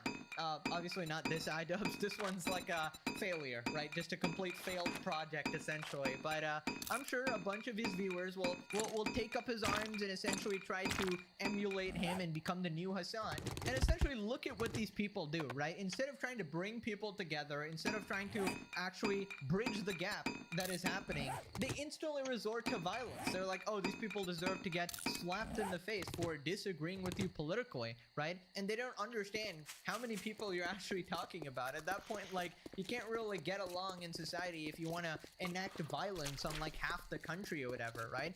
And I just wonder what happened to democracy and voting and being civilized and that, you know, talking your problems out, having some freedom of speech or anything like that. It's just constant calls to violence with all of these Hassan orbiters. They keep putting bounties on people. They keep threatening to make people bleed from the corners of their mouths. They keep advocating murder. It's just insane. Right, so then one of his own chatters literally calls him out because, you know, he's been calling everybody Nazis without any evidence, and it obviously waters down the term. So he responds, We should stop calling everything/everyone Nazis. Just makes us look stupid. I do not care about looking stupid. What is the alternative, right? Like, Well, it's obvious you it's like don't. they're going fucking crazy. They're going nuts. We're not here to police speech, okay? Like, you can call them Nazis. I don't give a fuck. Call them whatever you want. I was liking a lot of tweets yesterday that were going way beyond calling someone a Nazi. Way beyond that. Like, I don't think, like, let's not pretend that we're still on the fence riding area. That's not where we're at all. This is fucking horrendous. I don't give a shit if someone calls them Nazis. Call them whatever the fuck you want. yeah, you can basically see how all logic is essentially being abandoned here, right? And this is just intellectually lazy. This is so Hassan coded. I'm sorry for saying that word, but it's like, yeah, oh, I don't want to get into the details and be specific. So, you know, I'm just going to call everybody Nazis because that's like the easiest term in order to smear anyone, right? Asmongold, Nazi. Ethan, Nazi. Sloptubers, Redditors, probably Nazis. I mean, it's so tiring to deal with, right? And you wonder why nobody takes it seriously anymore, because the word Nazis should be reserved to people who are actually Nazis, right? Everybody else deserves like a different name. Like when I call Hassan, for example, a terrorist supporter, that is exactly accurate. Like that is no exaggeration. There's terrorists, and he supports the terrorists, right? He's a terrorist supporter, right? There is zero hyperbole actually going on there. Meanwhile, when you turn into iDubbbz, well, everyone's a fucking Nazi. And this is essentially the same as like Hassan calling you racist. Like, it's like nobody's taking you seriously. Everyone knows you're just making that shit up, and you're essentially projecting your own views on them. By the way, this actual idiot goes, I don't care about looking stupid. First off, iDubbbz, you got that covered. Alright, don't worry. You got that covered. I mean, you have ritually humiliated It is a good yourself thing on you the don't. internet. I mean, it all You don't. started with you making a whole video. You don't care about looking stupid because you look really stupid. Yourself to be this, you know, terminal fucking simp, I guess. I mean, like, you don't need to tell us. We know you're shameless. Pure responded, we're not here to police speech. The guy who does nothing but police speech, he literally wants to slap people who disagree with him. You are not in your basement, Ian, just to clarify. Somebody else's basement. The humiliation king never stops. I love it that he has so few people watching. He can monitor them and audit their chat history and follows if needed. Yeah, dude, if you look at the iDubbbz frame, which, you know, you shouldn't, but he literally singles out so many names, and it's like he spends so much time on each and every like one chatter that you wouldn't be able to do that unless you had like no viewers at all. It's like, yes, you have some regular supporters that I would understand, but for him it's regular trolls, it's regular haters. It's only okay to meme on a dead person if I disagree with their politics. Yeah, exactly, which is what he does to Charlie Kirk. But then if somebody else has ripped Bozo to another political situation, that's too far. It's so hypocritical. He's so paranoid of all his chatters or trolls. It's hilarious. That's because 90% of them are. It's like playing a game of Among Us where you have 7 out of 8 imposters. It's like, holy shit. He doesn't care about looking stupid. He's so bad at being woke. No, he's the budding white Hassan. He's totally going to take over. He's going to become as popular as him. This loser never left his house since he moved to Canada. Anyways, so then iDub starts ranting about slop tubers again. In every iDubbbz and Anissa video, there is a slop tuber section. Fun fact, I'm gonna bring this back to content cop. That's one of the things that like I have zero respect for online is if you're gonna be making like videos about people and you're gonna be making a lot of bold claims. If you are anonymous, like you, I'm not gonna listen to your shit. Like you stand to lose nothing. At least show your face. I'd also take a face and a name, but all of the people who are like completely anonymous. And That's because he needs to see you so he could do ad hominem attacks. He can't debate you, so he has to attack your looks. Above everyone because his face is out there. And the thing is, he has humiliated himself so much and to so many people that he can never go faceless again, right? And he basically wants everybody to be on that level where they can never go back, right? iDubbbz has been immortalized in internet history, and it used to be for a good thing, but now it's a very, very, very You know what? thing. He has ruined his legacy, right? Now, about the faceless thing, I just wanted to make a couple comments here. First off, I gotta say, it's perfectly fine to be faceless, right? Some people just want their privacy, and not everybody wants to be famous or pathetically infamous, like a lol cow such as yourself, right? And also, some people don't want to deal with the lunatic, deranged psychopaths harassing them from the Hassan Piker community. Now, OGs to the channel know that I used to be faceless for several years of this channel when I was starting out, and that's basically how a lot of commentary channels started out, and most channels started out, right? Because it's convenient, it's more comfortable to put yourself out there, and I transitioned to Facecam because of two things.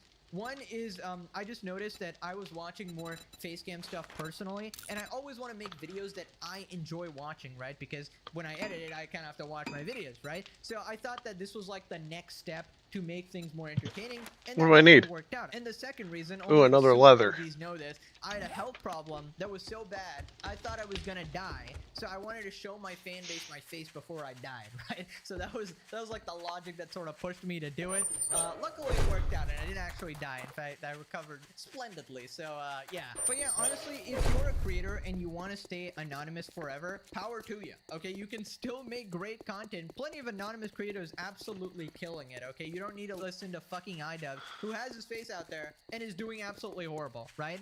And this moron goes, I'm not gonna take you seriously. I'm not gonna listen to your shit if you're anonymous. Okay. I don't care. About your opinion, bro. Yeah, I was just gonna say, who cares if iDubbbz takes you seriously? Like, who does he like? Asmongold and calls him a trash heap and like a child. Anytime someone gets murdered, there's always going to be someone somewhere saying they deserved it. It's gross. I agree. Also, what up, Grizzly Bears? And we will work with. What pisses me off though so much is like. I get it. I really get it when I hear, like, I don't know, my fucking extremely white grandfather making some excuses for law enforcement. I'm like, yeah, you're a piece of shit. I get it. You've been conservative your whole life. Things are progressing, and you think everyone else, you know, the youth is fucked up. And we're going in a wrong direction or whatever. Like, I can kind of bridge that gap, and also like he has no voice. Like, he's just complaining to his friends and family. But when I hear creatures online with big platforms that literally do not leave their house, like Asmongold does not leave his house. He is a fucking trash. He It does not have human experiences. It's an entirely different world. And for him to act like he understands any of this shit, it's wrong. Just wildly off base. This is not how humans are. Like, you do not understand this shit at all. You are dumber and more experienced than a fucking child. Like, you have no place to speak on anything. He goes out to get a 2-liter sugary drink. Yeah, I mean, that's true. But the system has been built for that, right? It's super convenient. Because you don't even need, you know, you can have DoorDash, you can go through the drive-thru. Now they have kiosks, depending on how, like, socially inept you are. Oh my god, bro. He is actually becoming diet-son. He keeps defaulting back to this point of, oh, he doesn't leave his house. He lives in a trash heap. It's just zero engagement with any argument. I mean, it's crazy, like, the people that are calling him out of touch when he lives a more humble lifestyle, at least compared to your idol, Hassan. Now, I don't know about you anymore, because it's not really by choice anymore that you're living in a basement and, you know, you got your $3 plates or whatever. Also, I just find it crazy he's calling anyone out of touch when he just got that story about Iran completely wrong. And also, his background is OnlyFans wife, supposed to be like a multi-millionaire YouTuber, whatever. Now, he lost all of it because of a skill issue, whatever. But point is, he just doesn't understand the struggle of a regular person. So then he exposes Asmon's apparent grift. Asmon has the views of the common man. He is not out there riding Lambos and flexing. Yeah, I mean, that's true. That is true. I think that has always been the... I guess I'll call it a grift in this case. He shows the relatable aspects, right? Like, that has been the strategy. It's like, I eat $1 steaks. I don't shower. I'm gross. I pee in the sink. I brush my teeth with shit, just like you guys. But, like, and, like, the extent of, like, being a better person has been like, all right, guys, I'll clean my room. It's like, it's literally, like, it is worse than a child. Like, a child will eventually age and mature and get to the point where they're like, oh, I actually have to consistently clean up after myself. I can't just do it as, like, a show of, hey, I'm improving. You have to actually, that's actually becomes your way of life. All right, guys, I've cleaned my living room. Taking a picture to post online. But, like, these people don't care because that's their brain, right? Right. So, make fun of a guy taking steps to actually improve himself and clean his room after all this time. He obviously saw that clip of Asmon cleaning his room, right? I mean, great empathy there, Ian. Like, aren't you supposed to be the person who's sympathetic to people who are struggling?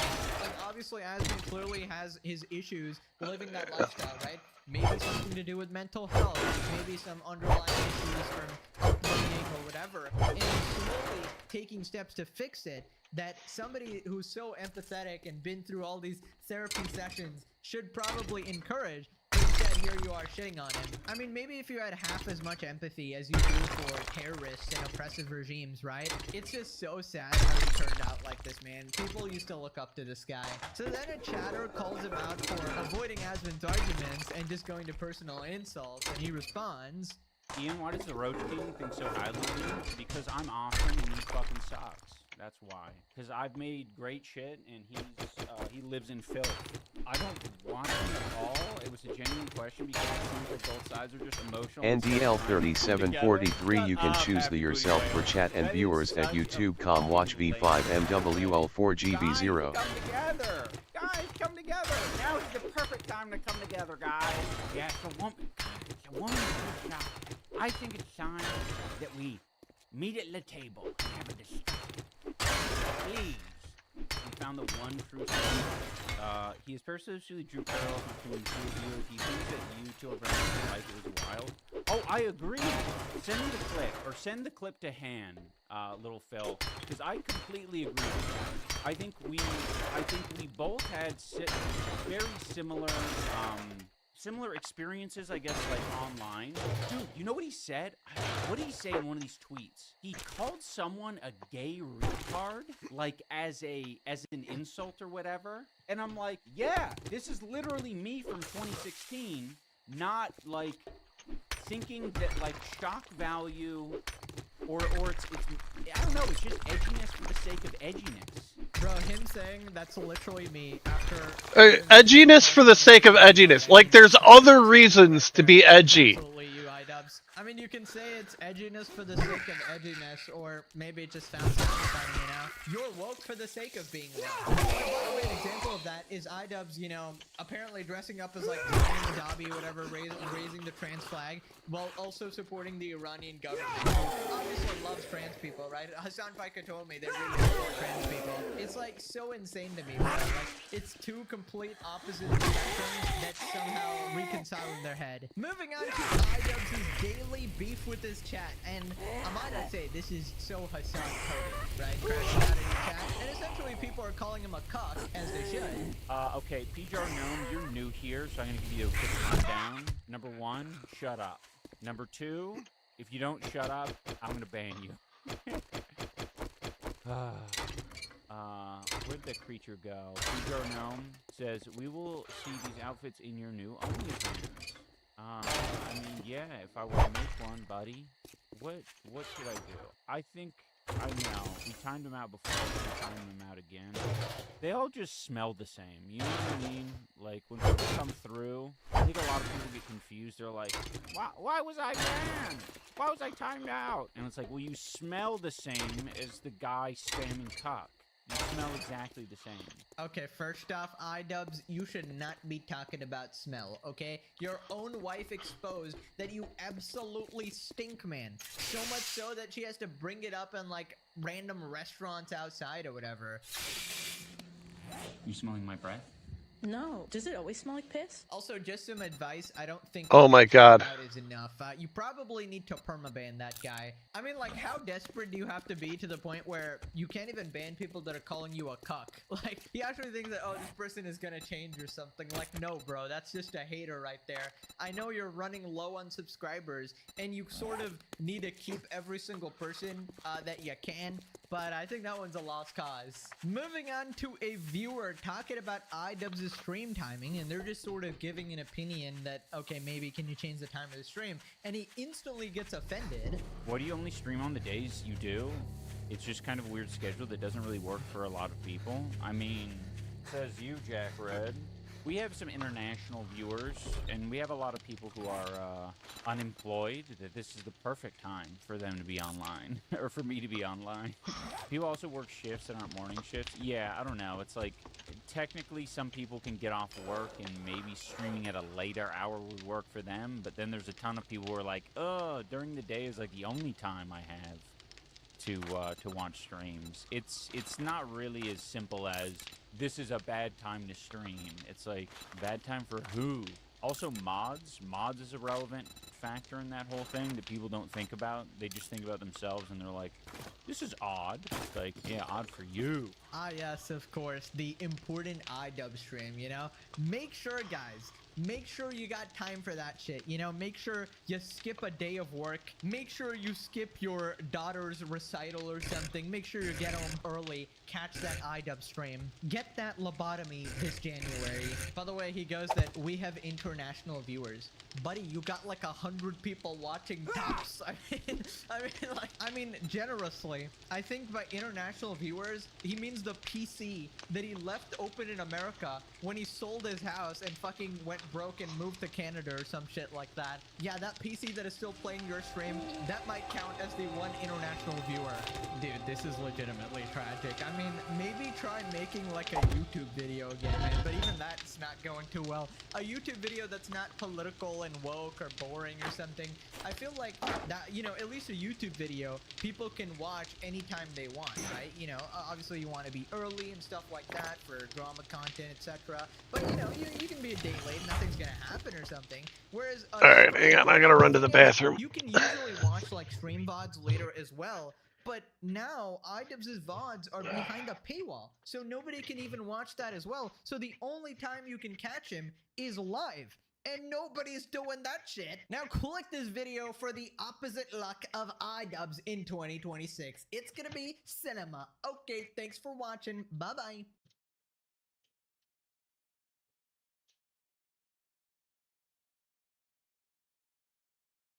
I think my boyfriend is cheating on me with my older sister. What the hell? I'm sad. I am sad for this tea. I need someone else's problems to look at right now. I don't want to look at my own. I, 20 female, and my boyfriend, 29 male, I will call him R, have been together for about 1.5 years now.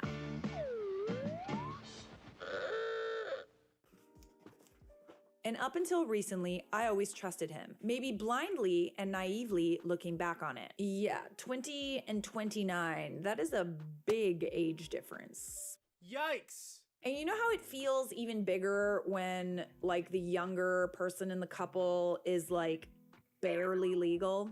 20 and 29 is a big age difference. It doesn't seem as big when it's like 50 and 40, you know what I mean? Because of the maturity level, the difference in maturity level and life experience. I started losing that trust a few months ago when an ex of his, I will call her A, found me on Instagram and DM'd me what was basically the dreaded "Hey girly" text. Ooh. Not the kind of texts I like to receive on a regular basis. I have gotten a "Hey girly" text once, and it was not fun. I knew about A because they were pretty serious in college, and he and his mom had both told me stories about her. I was told by R that they ended their long-term relationship because they wanted different things in life. He said she wanted to settle down and he wasn't ready. I believed him, but A told me that they actually broke up because after 4 years together and talking about marriage, she found out he had been cheating on her almost the whole time with no remorse. Yeah, no, that's a red flag if I ever saw one.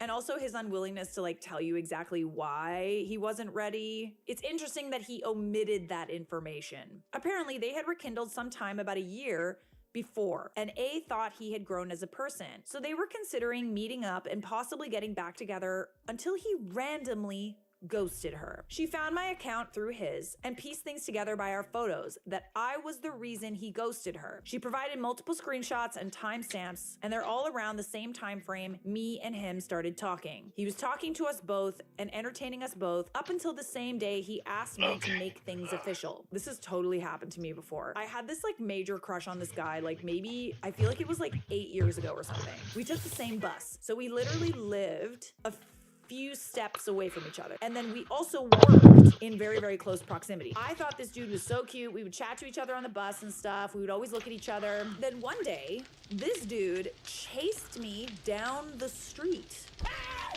Why are you running? Why are you running? To ask for my phone number.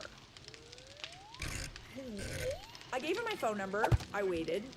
He never texted me again. You blew it! You had it all and you blew it! And then he started ignoring me when I saw him on the bus. And it was super freaking awkward because like we'd go to work at the same time, leave work at the same time, be on the bus both times, and he was ignoring me for months. So one day on the bus, I sat down beside him after, you know, he had been ignoring me. Honestly, the look on his face, he was like white as a ghost. What happened? Because like you asked me for my phone number and then like you just started ignoring me. And he told me that he started dating someone literally a week after he asked me for my phone number. Okay, aspetta.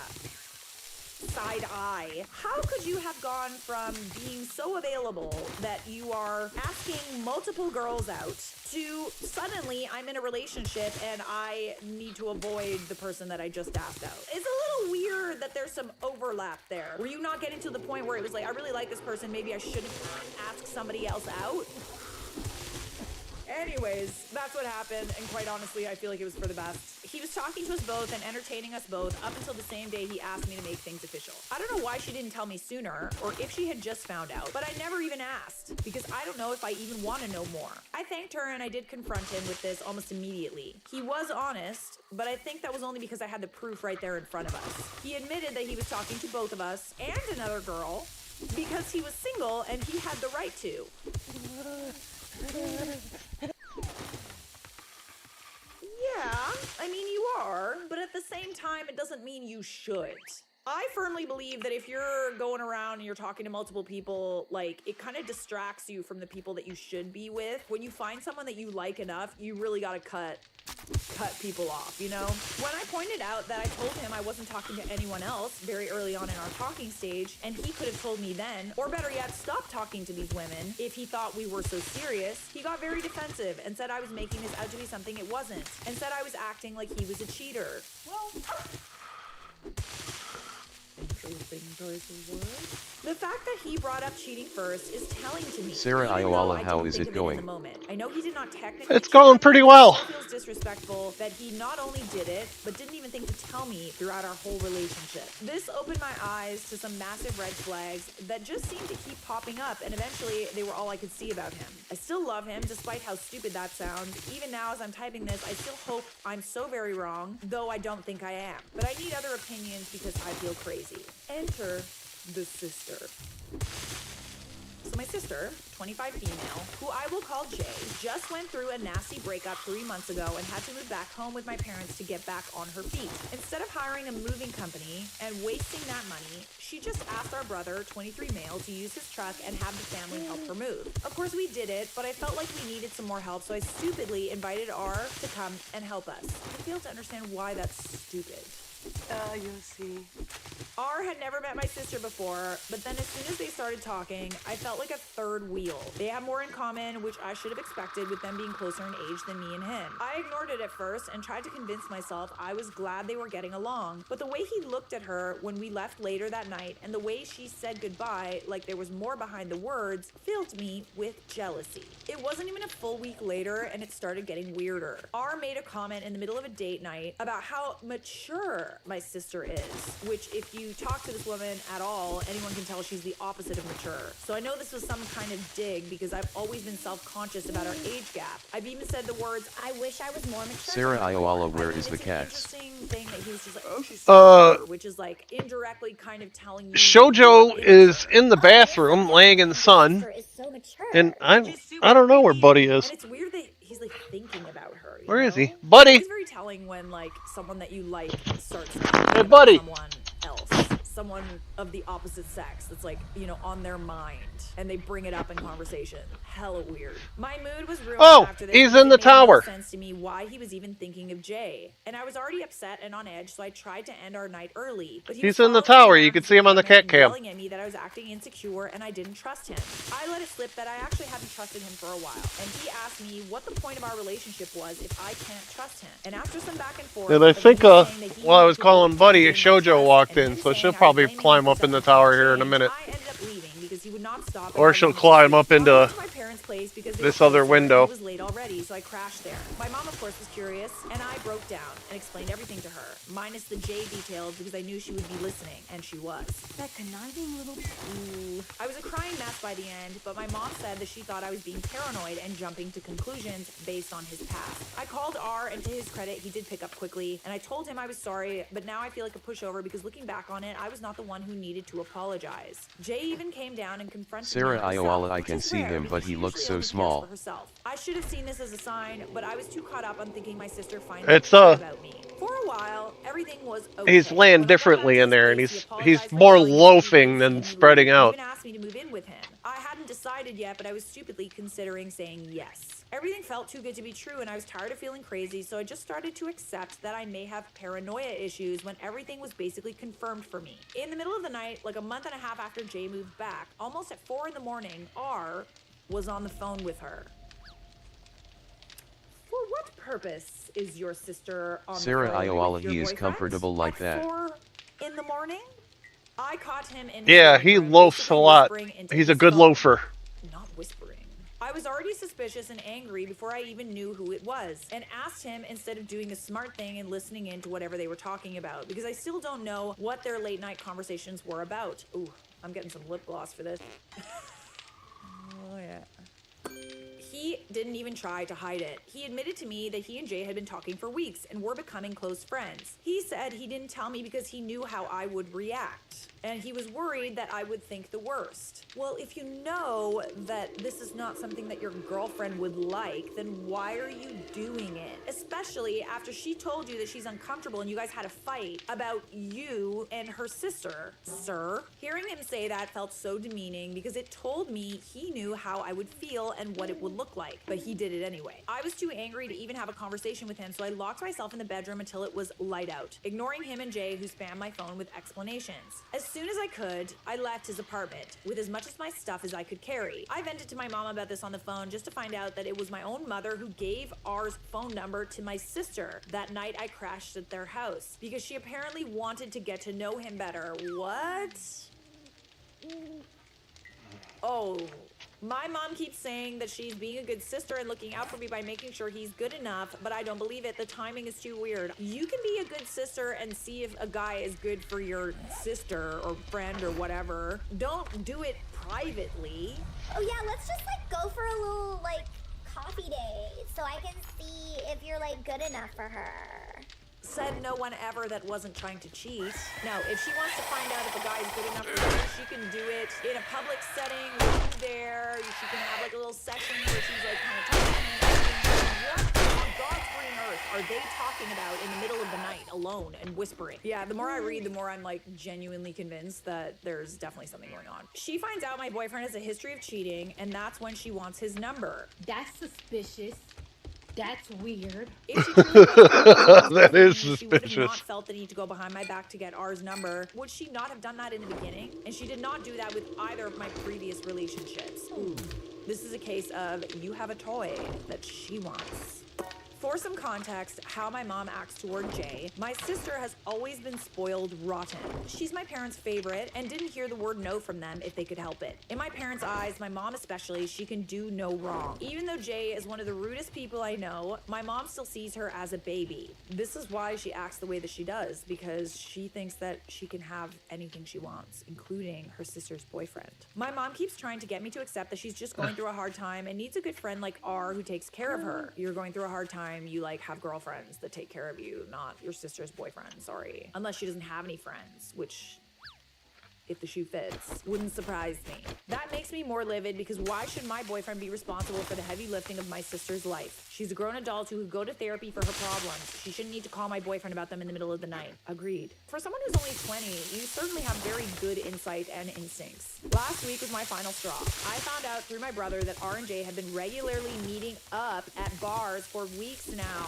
Oh no. Wow, the audacity of those two. Even after the big fight about them calling in the night, going on what Jay calls friend dates. The cherry on top is that she specifically told my brother not to tell me. He told me almost immediately and I finally broke. Honestly, your brother's the only one that I don't want to throw in the trash. There is no good excuse for my boyfriend to be regularly seeing my sister behind my back, so I finally confronted them. I waited at my apartment and called them both to come, and the looks on their faces when they realized they were both there made my stomach churn. I didn't mention knowing about their little dates because I wanted to see if they would Oliver dig Mary themselves into a TV, hole, how is the and that game going? exactly what they It's did. going pretty They both good. said they barely interact off the phone, and when they did, it wasn't planned and it just happened. I let them say their whole spiel before simply dropping, so you ended up at the same bar multiple weekends in a row for friend dates on accident? Ooh, you moved in the shadows, bestie. I love to see it. When I used her own words, I saw on her face that she knew I knew. They tried to say it was nothing weird, and they both adamantly denied anything happened during those friend dates. It doesn't matter if anything physical happened. They're still going behind your back. They're still laying the groundwork to cheat.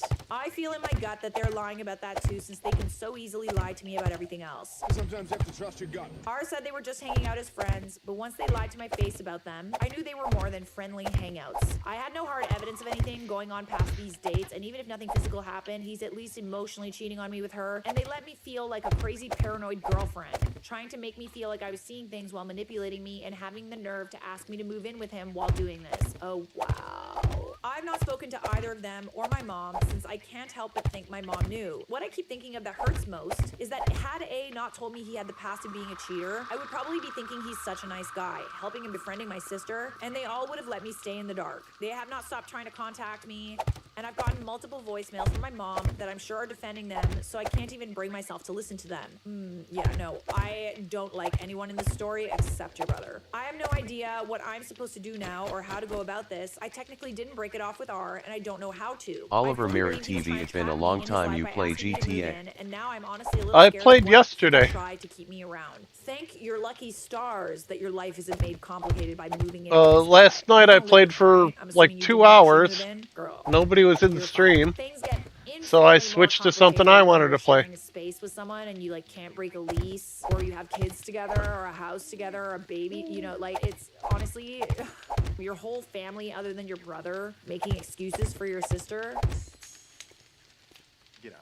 That hurts me more reading this. My brother said he would gladly break it to him for me. I'll but play I don't know if GTA that's the tonight. mature thing to do, and I keep having to beat myself up At mentally least for missing it. Am I jumping to conclusions like my mom? As long thinks? as I Or get my a good sister thinks he's audience. actually emotionally cheating with my own sister. He's 100% emotionally cheating. Girl, he's going behind her back and meeting up with her at bars. He's having conversations with her in the middle of the night. You're being gaslit pretty hard, and you're young, so I'll give you a pass on this, but like, come on now. He's a big, fat cheater. Everyone but your brother lied to you. Dump him, take a long break from your family, but Oliver leave him and Mary your brother TV, for alright, support, thanks, not I will be there to a-hole. watch. I completely agree with that. Dump that loser. He's too old for you anyway. Go no contact with your mom and your sister. If they didn't cheat, they were leading up to it. Either way, the trust is broken. If you can't say anything to him, get your brother to do it. Your brother will probably be able to sniff out what a liar him and your sister are without bias. You are a barely legal woman dating a man who's almost 30. You're not the a-hole, but you need to drop that old dude like a hot potato. Hey, I take offense to that. And find someone closer to your own age. It's not every time, but most times when someone is dating someone that's like in their early 20s or even younger, if the age gap is like bigger than like, let's say 5-6 years, and even then, it's almost always because younger people are easily manipulated. They haven't had as much life experience. And what's more is you're probably more susceptible to gaslighting because you don't even know what gaslighting is. Half the people watching this video didn't know what gaslighting was until I told them. So we're gonna move on to the update. I decided to cut ties with R, thank God. And I've gotten no contact with my sister and my mom. The day after I posted my initial Am I the A-hole, I took some of your guys' advice and I broke it off with R through a careful text that said, more or less, I do not believe nothing happened between you and my sister, and I won't stay in a relationship with someone who would break my trust like that. Even if nothing happened, you lied to me about seeing her, went behind my back to be with her, and hurt me, all for someone you barely know, for someone I'm supposed to be able to trust. I do not want you to text or call me, and I don't want to see you again. My brother will be coming to get anything of mine you still have when he can. I wanted the text to be direct and fast so he couldn't try to twist my words, but he still responded saying he only wanted to be with me, was sorry he hurt me, and that he didn't mean to break my trust. Oh, boo-hoo. Let me play a sad song for you on the world's smallest violin. So I silenced his contact and put my phone on Do Not Disturb for now, but I know he's still been texting. I just refuse to even look at them. Some comments said not to block him fully just in case. I also kind of agree with it, even though it's kind of like a very anxiety-inducing thing. I would say like having like evidence is good. Don't block him fully just in case he goes too far, and I need documentation, so I'm following that advice until I'm in the clear. My sister showed up to my apartment unannounced. Ooh, tea. After this, and I'm positive he told her about my text. I talked to her outside because I wanted to see if I could get more information out of her, but didn't want her in my apartment. So while she was begging me to forgive her, I said I would if she told me the truth. And I was pretty much right.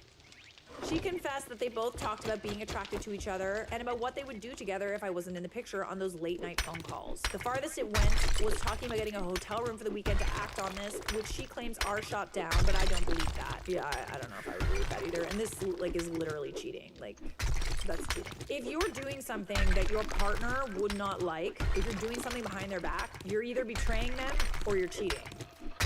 Both of those are grounds for breakups. She said nothing physical ever happened, and they went on those friend dates to live out a fantasy they were never going to act on, which I think is BS. Yep. She said she was the one pushing for them to go further, but he never crossed the line. But I do not care. They were leading up to cheating physically if they haven't already, and in my eyes, they did already cheat. They were basically having spicy text messages or having spicy phone calls or whatever the hell while I was asleep in the next room. And her trying to justify that makes me feel sick. I told her I was likely not going to talk to her ever again, and she went from begging to being angry and calling me a liar almost immediately. Lying about what? So I went back to my apartment to avoid doing something I would regret. Also, I finally listened to my mom's voicemails, and they were in fact defending Jay. I called her, told her what Jay admitted to, and asked if she knew. She said she didn't know and thought they were just friends, but still thinks I'm being too hard on Jay. If this was in any other capacity, like if your boyfriend cheated on you with someone that wasn't your sister, would she really say the same thing? The answer is no.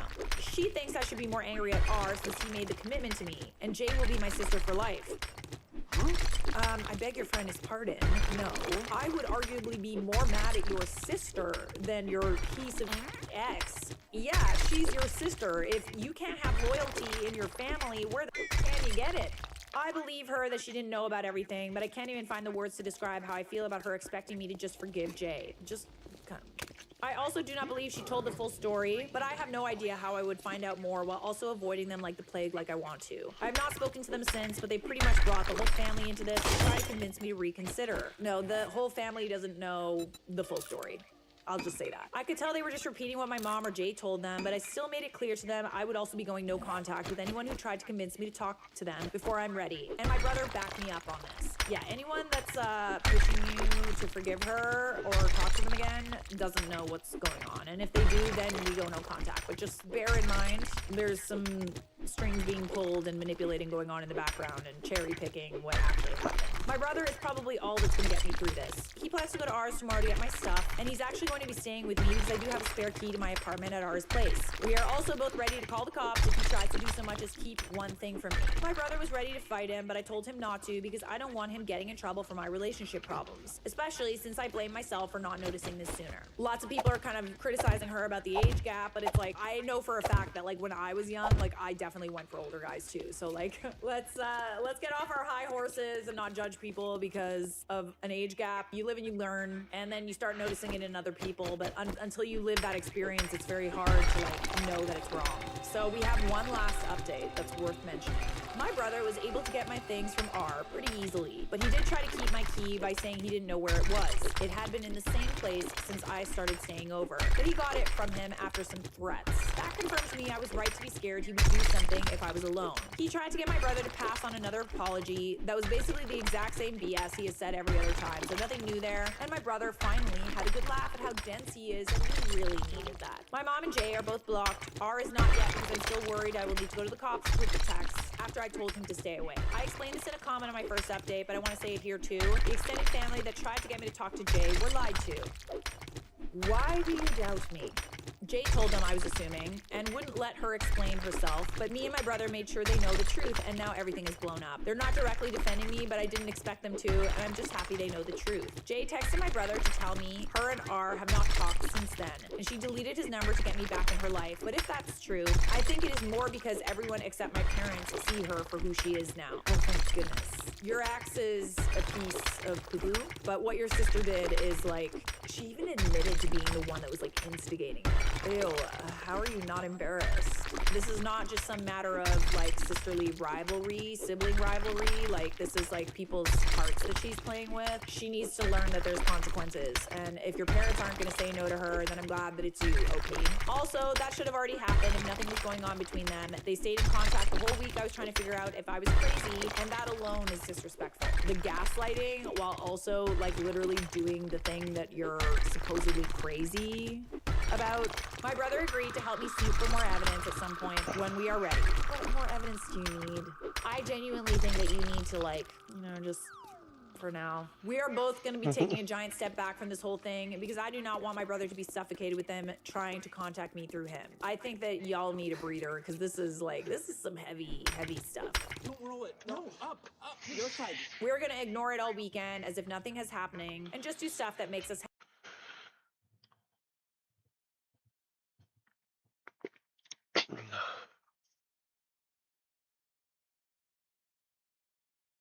So I'm not going to do like a whole long drawn-out outro, just going to Right. cut to the chase, give you an update on what is going on. I've been doing YouTube for over a decade now, and all of my channels have been demonetized. That's right, terminated from the monetization program, and the reason they gave me was harassment. They gave no examples. They just said harassment. So just letting you know, this is a mistake. Obviously, I do not harass people on the channel. Yeah, I make fun of ideas a lot, but I do not tend to go after immutable characteristics and stuff like that. But obviously, I'm a right-wing channel. I don't lie, and therefore I am subject to this stuff. It happens to a lot of people, actually. I'll be real. I wish I was surprised. The impressions on my channel have been going down for a while now, even though the views have basically been going up, because the average click-through rate of my videos keeps getting higher, meaning more people clicks on the videos if they actually see it in their recommended. It just doesn't get recommended as much. Now, I know YouTube has been clamping down on this kind of thing. This is not surprising to me. In fact, the reason why I pivoted to this is because, honestly, it's important to talk about. Now, I am not saying this to stir up a public shitstorm or anything. Obviously, that's, the nuclear option, and we will discuss it probably, hopefully never. I'm going to try my best to be diplomatic about it and work on things behind the scenes if I can. I just wanted to give you a bit of an update.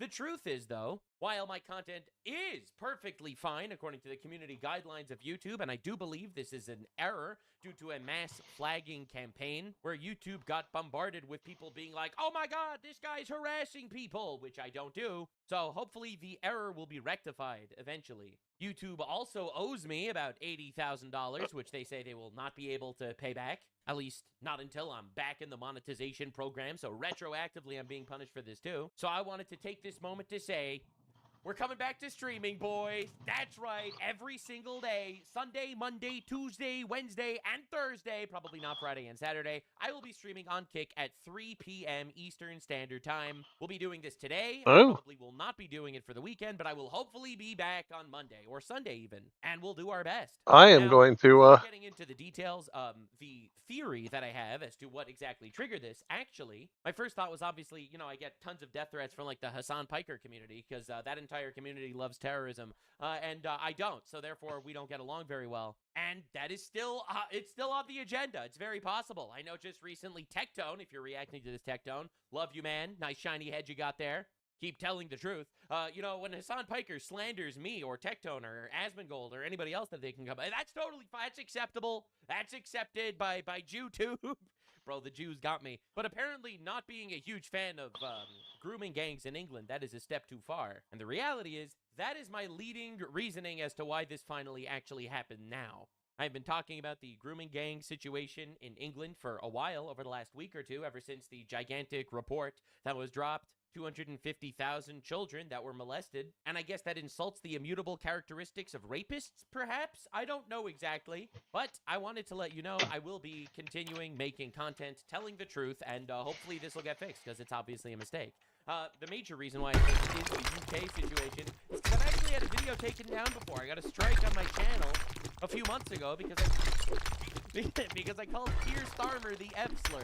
So now, me getting my entire monetization suspended in the midst of covering this situation at detail over the last week is not the most surprising thing in the world, even though obviously it is a mistake. They've been censoring everyone for years trying to cover this situation up. Why would I be surprised that they would try to censor it? So, content will continue. It will be done via live stream. We're going to do that every day, hopefully, at least 5 days a week if we can, unless something comes up. And your support is immensely appreciated. My entire income basically just dried up. And yeah, I am going to be breaking Jew stereotypes, you know, by uploading videos for free. But, you know, honestly, I think saying the things that need to be said is honestly more important. That is why I greatly appreciate any of your support. It is not necessary. I don't want to obligate anybody or anything, but it is very appreciated. I have a Patreon linked in the description. Anything you could donate there helps immensely. I am considering bringing back a lot of fan-requested stuff for Patreon exclusive, like maybe Adventure Time or other things that people have been wanting me to look into. I will probably start doing more debate situations, and for people that support me on Patreon and on Kick, I will do my best to incorporate their ideas somehow into the content. Another thing that you could do that would help immensely, and this is literally for free, if I get like a sponsor or something, if you could click the link in the description just to like look at it a little bit deeper. Alright, it's literally free and it helps me a lot. Just click the link every once in a while.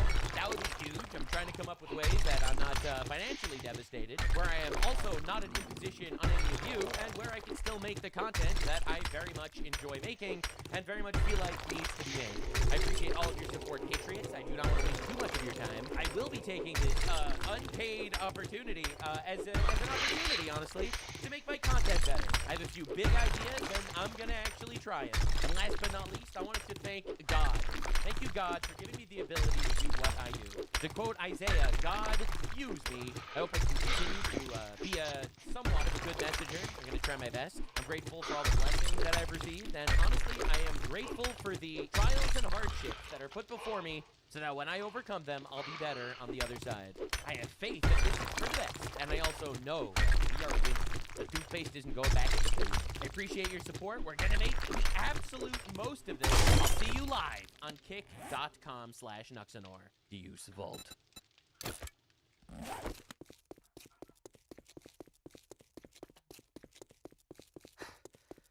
Now for the best news of the generation. Federal officials have served subpoenas to Marxist political influencer Hassan Piker and Code Pink co-founder Susan Maldia Benjamin as part of a wider investigation into whether U.S. organizations and leaders violated U.S. laws and sanctions by supporting Cuba's communist regime. Literally 500,000% fucked. He is going to jail. It's happening. We're finally here. They subpoenaed Hassan. 500% fucked. Massive day for the unemployed. Literally everyone was celebrating when we heard this news. Oh yes, we have a lot of performative activist L's that we need to talk about. And I honestly, I'm super excited too. This is the greatest fucking shit in the universe. Now, this is one of those stories that gets better and better the more you actually research. So, you know, Hassan Piker subpoenaed by the Feds for activities in Cuba. Empty into my box of rocks. Hassan Piker and all of his performative activist buddies, they all went to Cuba to protest and be like, no, I hate that the communist regime is falling apart. We need them to keep oppressing, starving, and censoring their citizens who are crying for help. Where is he at? I totally heard him. Huge W. A Cartier communist, Hassan Piker. I'm not gonna hear him pounding on walls. Throne. Come down to the immortals. Where him and a bunch of other retarded and terrorist supporter celebrities decided to all go to Cuba and lick their balls. Leftist bullshit shit. Am I right? So, of course, we got some people on the left who like... That guy was a real jerk.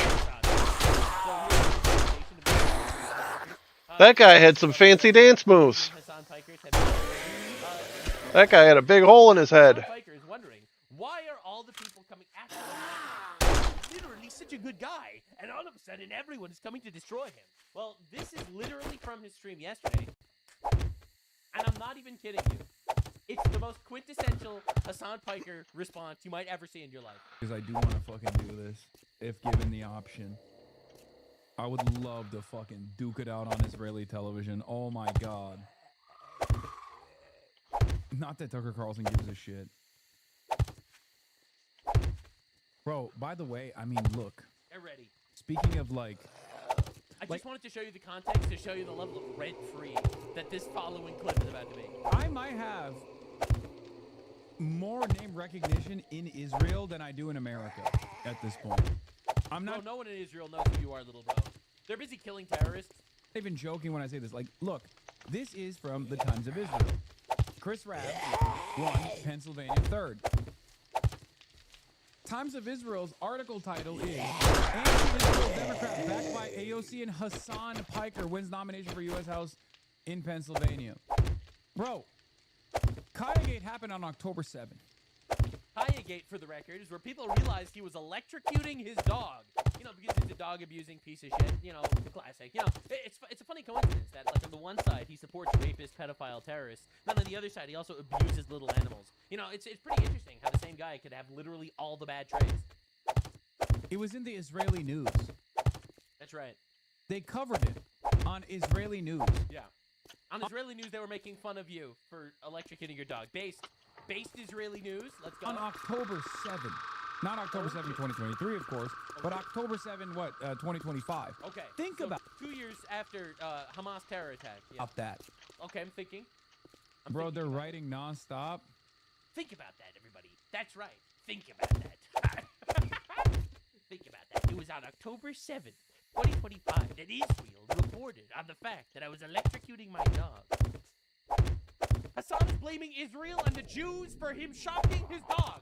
God, he's so gay. It's unbelievable. He is so fucking gay. It's crazy. Now, so, of course, this is his reaction to the news of federal officials giving him a subpoena for committing treason, basically. The American government would rather try to criminalize delivering aid to a country we've starved than punish the Oh my god. First of all, anyone that says the term Epstein class is probably retarded. Second of all, they're literally starving because of communism. They're starving because the elites in that country are starving their own people. The people on the top of the communist hierarchy are literally starving the civilians. They have billions of dollars that they are not distributing to the poor. Because this idea of just, in communism, the wealth is just distributed equally, whatever. It's not. It's literally not, because you always need an oppressive ruling class. And those guys are keeping the billions.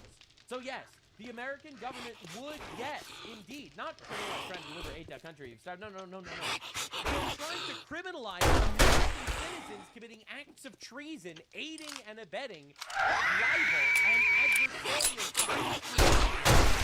We are basically at war with, all right? Then punish the Epstein class. Motherfucker.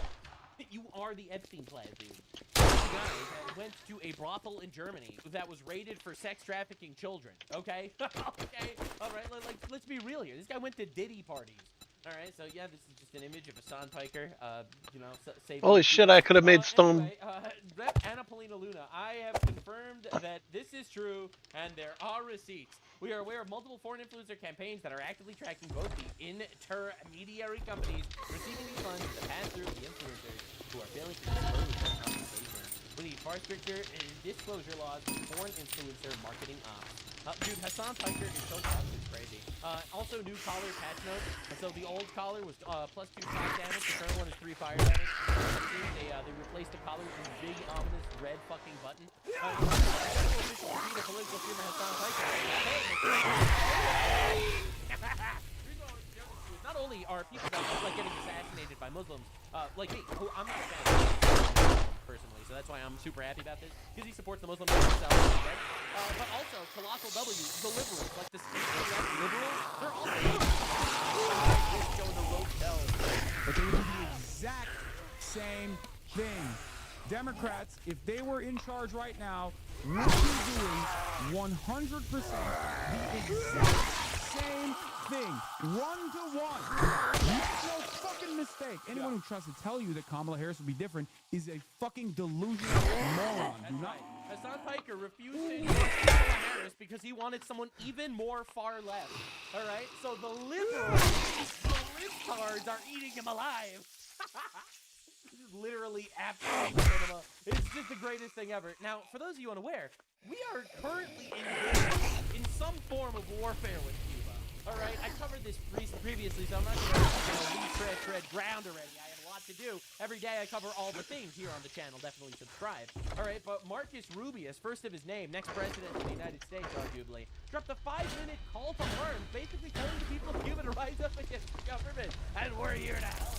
He actually just went to Cuba. The CIA director just went to Cuba. All right, I don't think people are aware of what's going on. This has over 6 million views. It seems like a big number. It seems like a lot, some would even say. But that's what we're seeing here on the thing.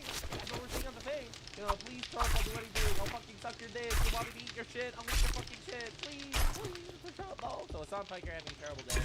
Hassan tries to collab with Ashley St. Clair. This is like one of Elon Musk's exes, just trying to basically shit on him. He's just like an actual disgusting human being. Actually. It's pretty hilarious. Yeah. So like obviously he hooks up with her. He tries to release all of these private messages that Elon Musk sent to the public. He's just a gross fucking guy. It's actually crazy how disgusting and decrepit one guy could be. It really is.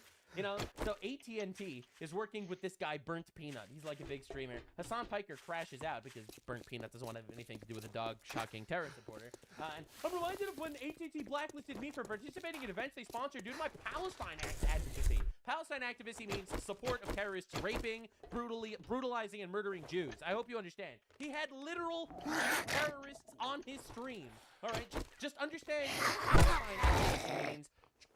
Advocating for the rape and murder of Jews. And just trying to put this into perspective what Palestine activism actually means these days.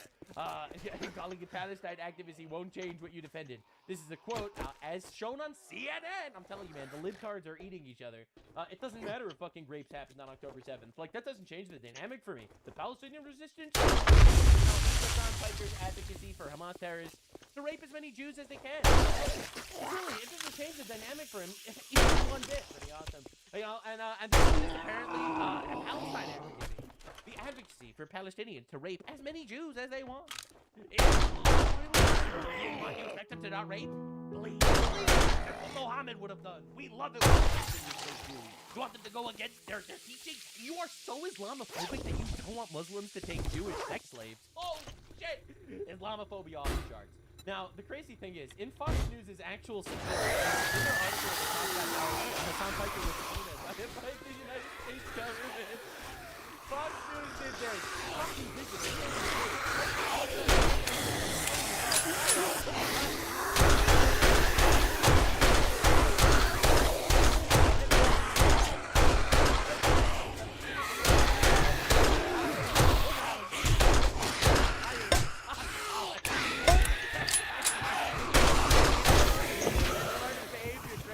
At one moment, but just silently stood over Kaya and gestured with a finger for her to return to the house after removing herself. Kaya was observed being walked and driven by a woman leaving Piker. The fact that we got alright, about how this terrorist supporting motherfucker all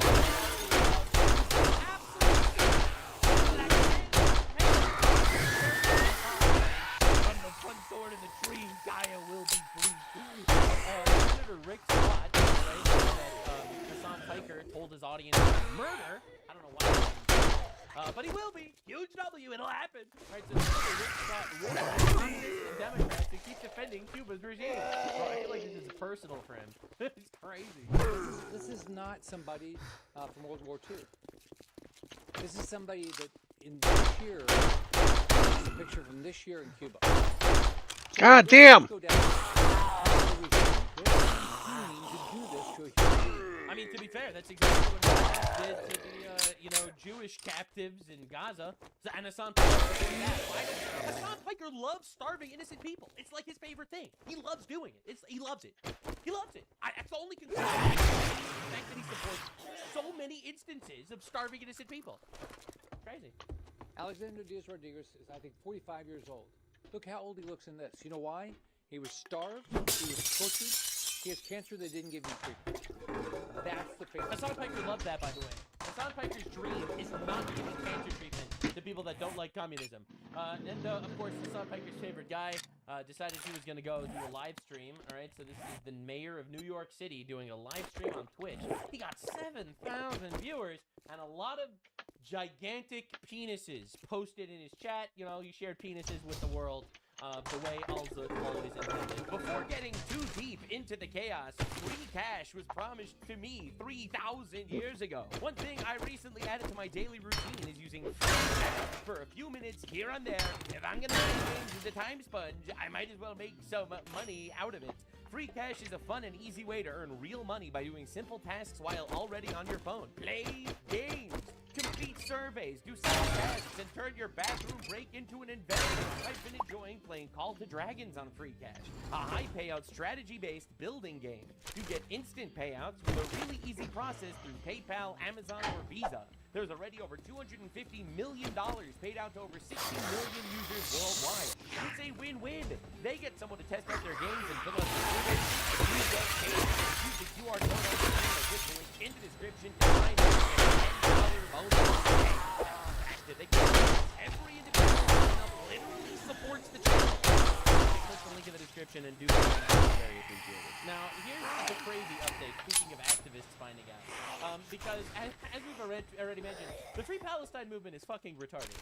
They are. They really are. It's honestly incredible how often they could sit there and make believe they're supporting these retards who keep losing wars that they start.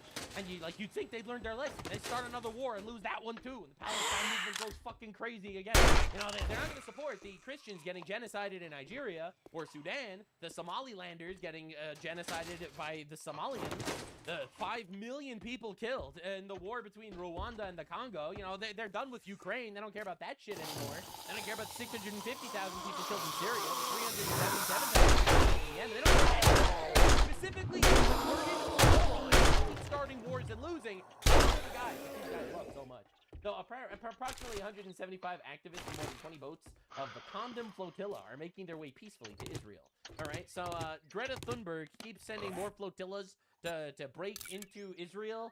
I guess they're gonna free Palestine by sending a couple of homosexuals. Maybe they'll spread AIDS or something. Maybe that's their dream. So this is them on the condom flotilla. They call it that because they ended up figuring out that they basically have no aid on any of their aid convoys, and it's just gigantic orgies of. It's pretty good stuff. Sunberg crying about Israel abducted people. The other day, Israel illegally intercepted over 20 boats, civilian ships of the global cement flotilla, and violently abducted almost 200 of the participants, over 1,000 kilometers from Gaza. The majority of these were released and dropped off in Crete after many had been. They weren't abducted. They were just kind of deported, based when they tried to invade the country illegally. I think every country would do that to people that try to come into countries illegally. And 2 of these still remain detained and were illegally brought to Israel. And these people are safe. Listen, with Palestinian papers. Dude, this building is crazy. Brazilian citizen. They are being detained. Can zombies taking elevators? Accusations following their commitment to Palestinian. I don't know who that is. Solidarity with Palestine and oppressed people, and they are committed. I want to know what they were hiding in here. Comrades, fathers and sons. They needed all those big guys. Their immediate release. They are. Well, it's a good thing the Goblin got involved, because now Israel has nothing. What's Israel gonna do? What is Israel gonna do against the autistic Goblin troglodyte over here? The Doom Goblin, Greta Thunberg. It's all over now. You know, of course, Zoran Mamdani feels the need to condemn it because this is definitely important to New York affairs. Last night, Israeli forces intercepted and boarded a humanitarian aid flotilla bound for Gaza in international waters off the coast of Greece, unlawfully detaining more than 175 people. Actually, it's totally lawful. They were trying to invade a blockade. It's fucking lawful as shit. And first of all, I don't even care if it's law. Just to be clear, I think international law is fake and gay. I'm not going to sit here and defend it. But even under the fake and gay international law, it's completely lawful to stop people from invading your country and breaking your blockade illegally. Yeah, you don't want them to actually be supplying aid to terrorists, I guess. But Come on! It's of international law, which it isn't. And it's also, what the fuck? This is in New York. All right, so of course, this is how the flotilla members were liberating the Palestinians, as you can see, by doing sexy dances.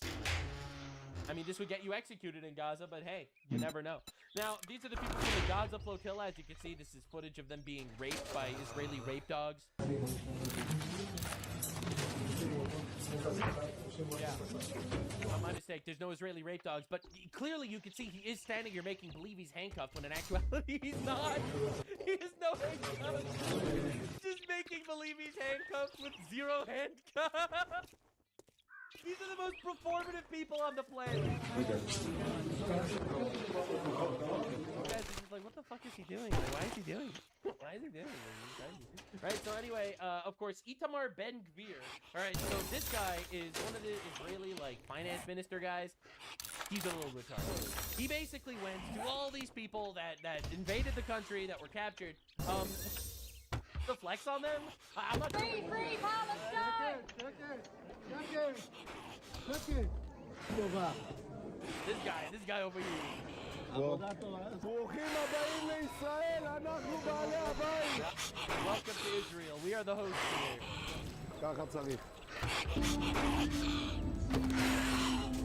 Yeah. So again, I think he's a bit of a retard. Don't get me wrong. I'm not going to sit here and believe this is retarded. Now, to be clear, I don't know about what happens to these people that try to invade another country illegally and are getting deported. But at the same time, what the fuck is this whole circus shit? Now, of course, the world crashed out. Malone is freaking out. He went and he flexed on the people that invaded their country illegally and are getting deported.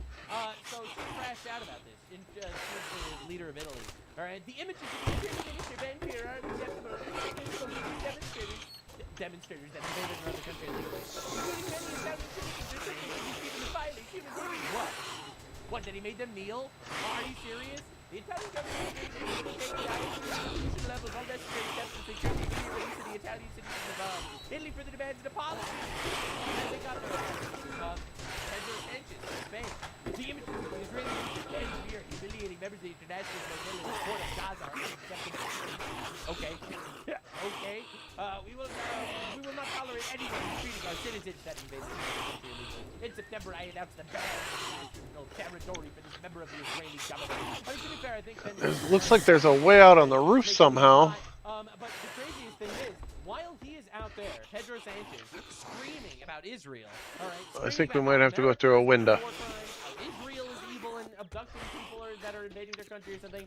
This is the riots on this, or protests, Ooh, rather, into on the the jail. Spain, calling for the deposition and removal of this tyrant, this communist motherfucker.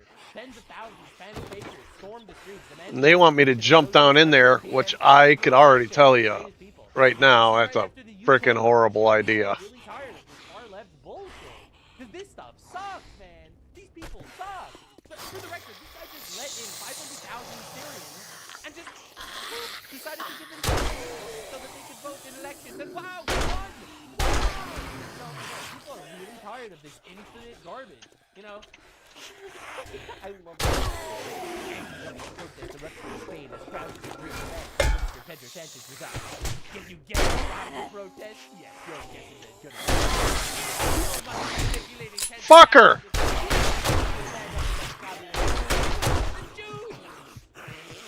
Bro, there's something going on here that is just absolutely minimal.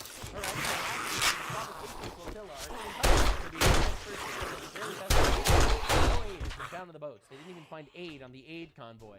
But this was the real twist. All right, so Spanish flotilla activists, they arrived in Bilbao Airport in Spain, and they were, you know, whatever the protesters normally do. So this is in Spain, all right, after they were deported. And they're trying to block doorways and shit. And the Spanish police beat the fuck out of them. Oh my god. Wow, turns out these guys fucking suck, huh? Wow.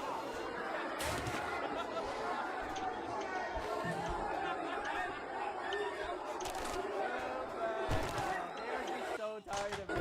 Look at this bitch cower and hide. Alright, so the Israeli Foreign Ministry. Man, is there a perk that makes me find less paper? The flotilla anarchists are driving to it's just the Spanish police beating the shit out of these fucking retard flotilla people. You know, it's a miracle. Thank God the flotilla anarchists made a full recovery in no time. Alright, so this is one of the people that was on the flotilla, and she did an interview with like CNN talking about how she was going to rescue Palestine and she was stopped and injured by the genocidal Israeli entity. And anyway, this was her after getting deported. Yeah, she was like making believe she was paralyzed from the neck down over here in a hospital bed for her little interview. Wait, I gotta see this. How she was brutalized because this is all for the sake of advocacy for 67 IQ Palestinian inbreds that keep starting wars and losing. It's so important. All right, and then, of course, obviously it was all fake. Obviously, none of these people actually... Miracles happen! Wow! This is a young German activist trying so hard to fight for Palestine. Something's hard because I know She knows how they suffer as it gets released on CNN Turkey. For some reason, that's a thing that it is. Oh, no. Anyway, this is her after arriving after getting deported, I think, to Spain or Germany or whatever the fuck. And she's fine. So, thank God, she had a full recovery from her fake trauma. Colossal W. Now, in my opinion, this is one of the greatest trolling posts I've ever seen, ever, come out of Israel, because normally Israel PR is like dog shit. So, the flotilla activists ended up getting deported to Spain, and the Spanish police beat the fuck out of them. Just colossal W, Spanish police. And Israel did this. We demand an explanation from the Spanish government regarding its treatment of the flotilla anarchists. Absolute fucking cinema. Absolute cinema. Just to understand, alright? We got Pedro Sanchez, like the Prime Minister of Spain, releasing like big condemnations for after the flotilla people tried to invade Israel illegally. They were abducted, quote unquote, and deported in corporate hell. They ended up getting deported to Spain. Beat the shit out of them. Then we have Israel demanding an explanation for the Spanish government regarding its treatment of the flotilla anarchists. Alright, just understand what we're dealing with here. This is one of the flotilla people. Thank you, because you're also holding the Iran flag for... That's right. It's these absolute anti-West retards, these liberal cucks that are protesting for Iran and for Palestine. Two people that have notoriously always been overwhelmingly peaceful. Now, I have fantastic news for everyone that's on part of these protests. If you're watching this video and you're still unsure about what to think about these poor protesters that tried to invade another country illegally and got deported, I have fantastic news. Great news, everyone. It turns out the person, Karim Khan, the guy who was in charge of the International Criminal Court that was talking about genocide for the last 3 years in Gaza, breaking news, he actually apologized and said that he found no evidence of any genocide. Structure. You're not ruling out that there could be a warrant in the future. Everything is a function of evidence. I will not move. It would be a reckless and You're saying in imprudent the past 3 prosecutor. years there hasn't been evidence of genocide in Gaza? It would be a reckless prosecutor to move simply because of clamour. You move based upon evidence. And if you read that 20th of May application, and if you also read the panel report, they also talk about ongoing investigations and applications. And more than that, I simply can't say. But the subject the investigation is not released, and the court, the men and women of the court continue to work, and we will not Don't put it off limits. Maybe you'll change your mind about it later.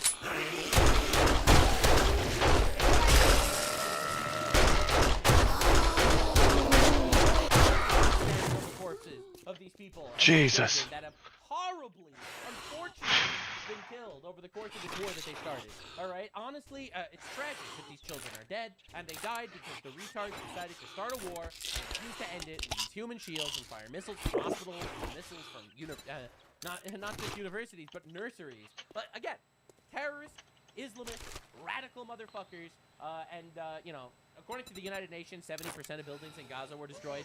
Yet only 1% of the population was killed. You know, anyone that calls that a genocide, in my opinion, is either trying to push an narrative or they're just retarded. You know, Franklin faked an injury to free Palestine, and that's just basically where we're at these days. Every single one of these stupid, dumb fuck activists is stepping too close to the sun and getting absolutely obliterated for it. Absolute cinema highlight of the day.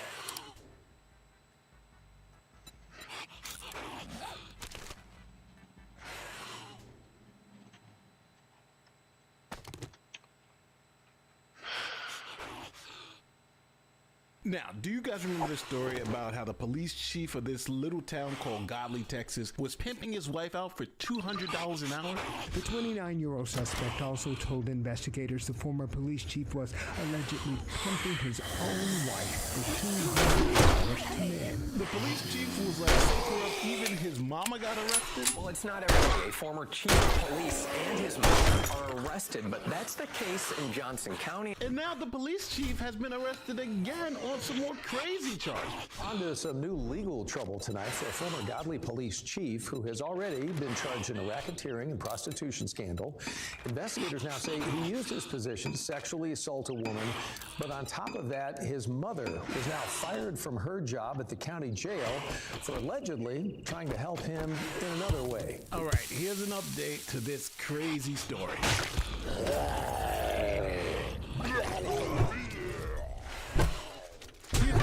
Our sponsor, Rumble Wallet. Let me clear something up right off the bat, because anytime people hear crypto, folks immediately think scam. Rumble Wallet is not a cryptocurrency. I'm not telling you some random coin like the Hot Tour coin. I'm not telling you this is some get-rich-quick investment. Rumble Wallet is a digital wallet that lets you buy, hold, and use crypto easily. Crypto was created so people could actually own and control their money instead of always relying on banks and third parties to hold it for them. And Rumble Wallet makes getting started simple. You can choose Bitcoin, you can choose stable coins tied to the US dollar, or you can either choose something like Tether Gold, which is backed by real gold. And with their partner MoonPay, you can fund your wallet with their debit card, credit card, bank account. You can set it up in minutes. So if you like Rumble Wallet, scan the QR code on the screen, click the personal link in the description, and set up your Rumble Wallet today. And after you get it set up, you can even use Rumble Wallet to tip your favorite creator on Rumble. All right, so my last video on this subject got 1.2 million views. Thank you to the fans for watching. But now I have a couple of updates to this story, and it gets even crazier. So now, if you guys don't know what happened before, here's a quick recap. So this story all starts with this woman, convicted prostitute Ashley Ketcherside, and she was helping formulate the curriculum of sex education at the local school board. Some parents became suspicious of Ketcherside because she claimed to own multiple businesses, but information about those businesses was unknown. Some parents took it to investigate and came up with this. A LexisNexis public record search reveals one of her email addresses matches the same email address on escort sites for a Lola Bree. I Googled her email address, and that's how I was able to find the escort services. Lola Bree's images are found on public websites. Some images are too risque to use in our report. Now, because so many of you bothered me last time about not actually going to the website and looking at the pictures to show you guys, here it is on X.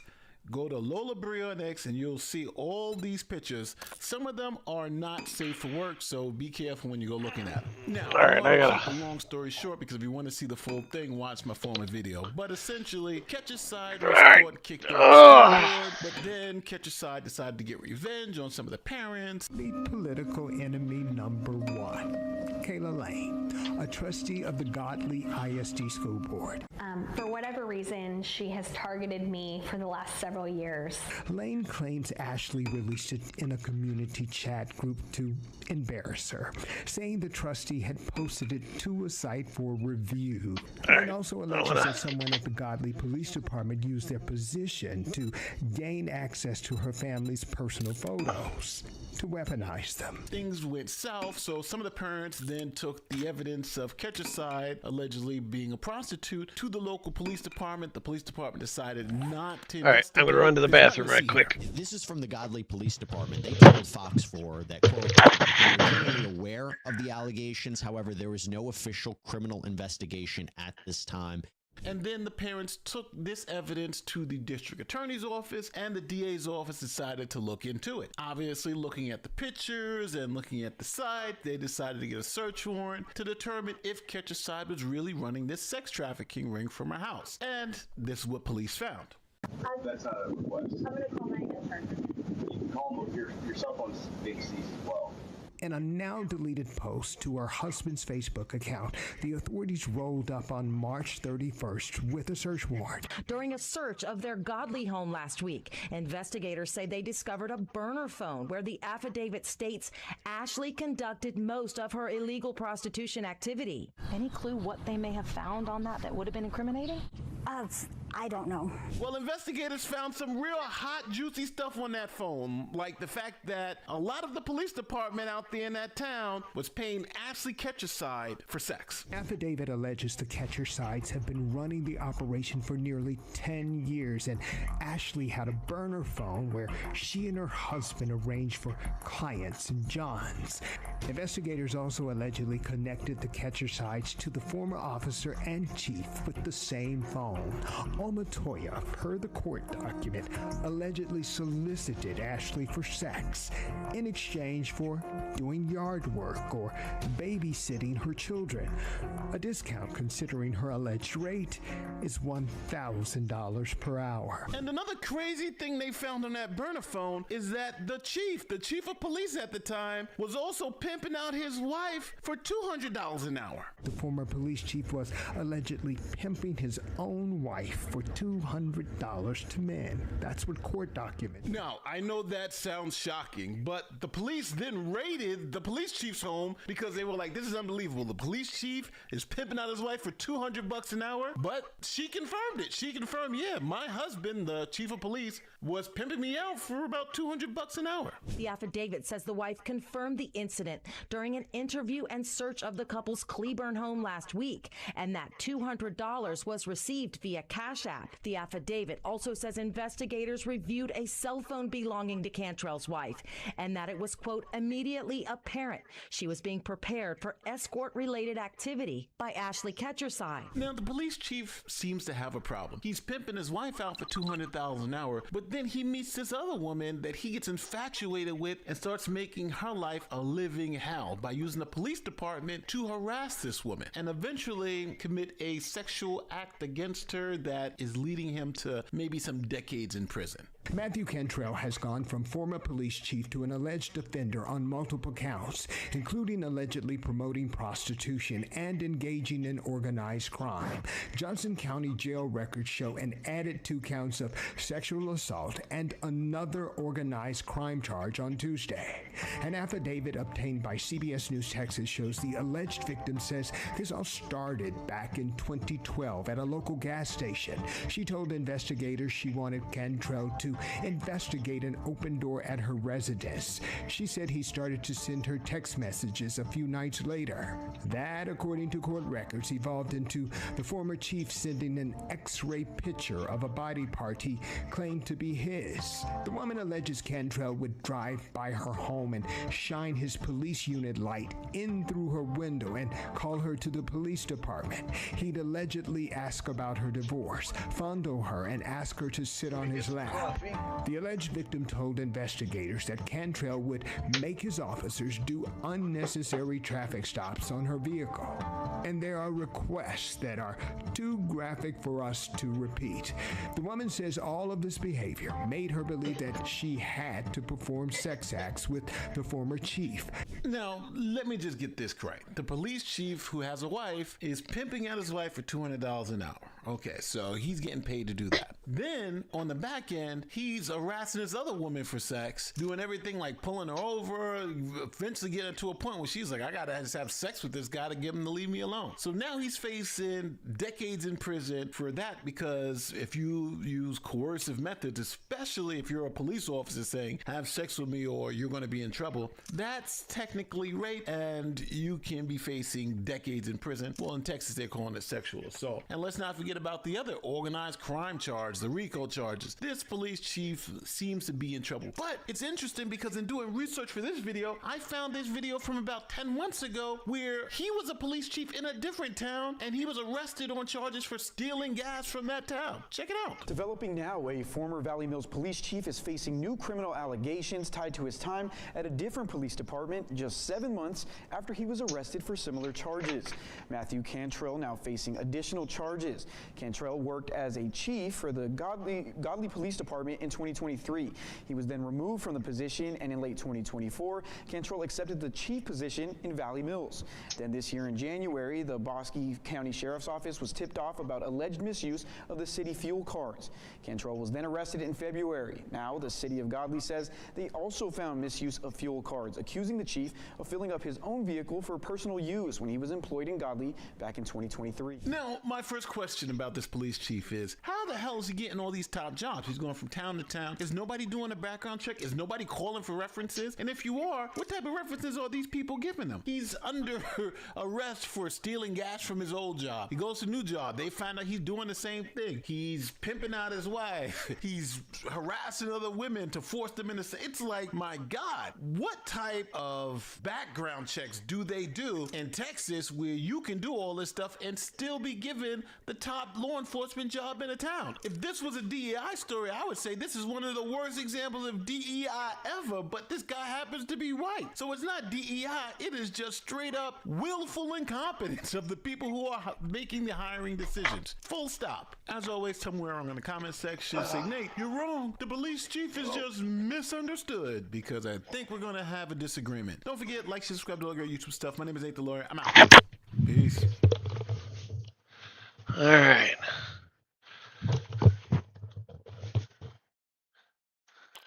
Okay, remember the story we covered from about a year ago? A Bucks County man has been arrested on charges of attempted and kidnapping of a woman in a grocery store parking lot Tuesday night. A few moments later. And the big story in Action News is attempted charges dropped against a man wrongfully accused after he spent more than a month behind bars. Tonight, a 20-year-old Bucks County woman said she lied about the attack after police said her story didn't add up. And now fast forward 1 year later, and now I can tell you if she's going to serve time for this lie or not.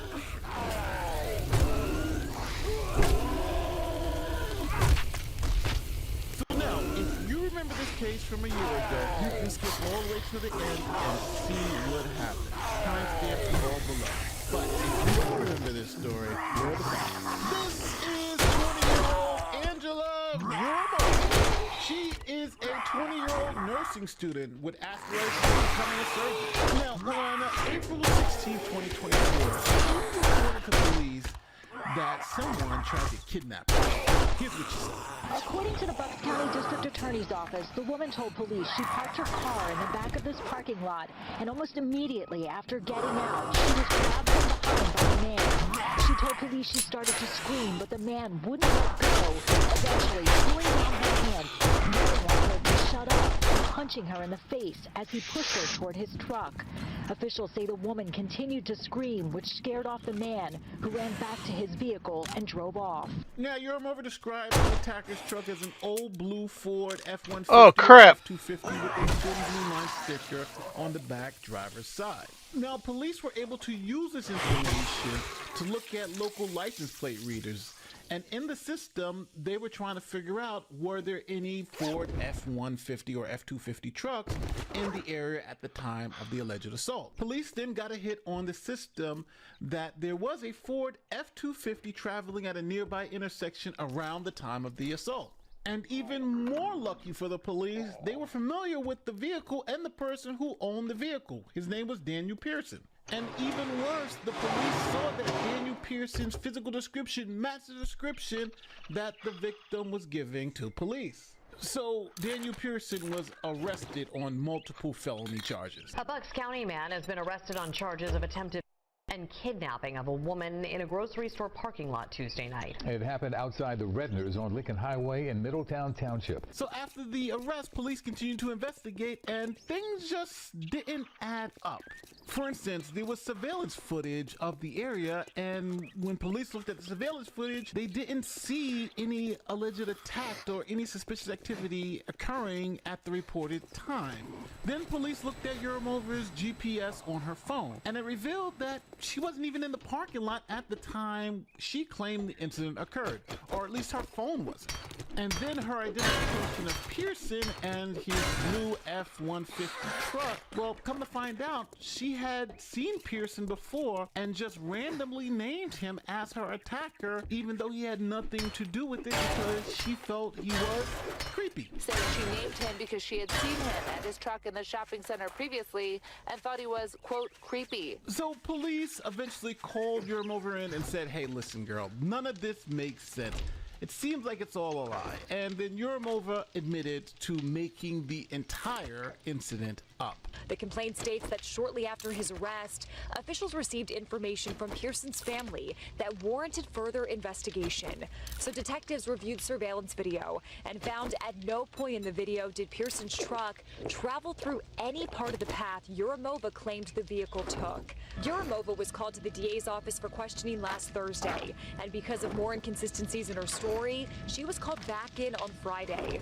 That's when the complaint states Euromova admitted that she had lied about the entire incident and that no assault occurred. Euromova said she had seen Pearson and his truck before in the parking lot of her old job and that he was, quote, creepy.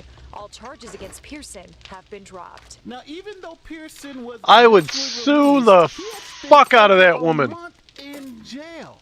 He had spent a month in jail. I would sue the fuck out of her. He made up false accusations because of the mantra, believe all women. The man was originally charged with multiple felony offenses and spent 31 days in jail. According to the DA's office, all charges were withdrawn. Now, in most of these cases, when it's found out that a woman has lied about being sexually assaulted, generally they are not charged with the crime because the authorities believe that if you charge this woman with filing a false police report, then that'll dissuade other real victims from coming forward because they feel that if no one believes them, then they may be charged. But prosecutors in this case believe that this woman needed to be charged. A man had spent a month in jail over false accusations that she just made up.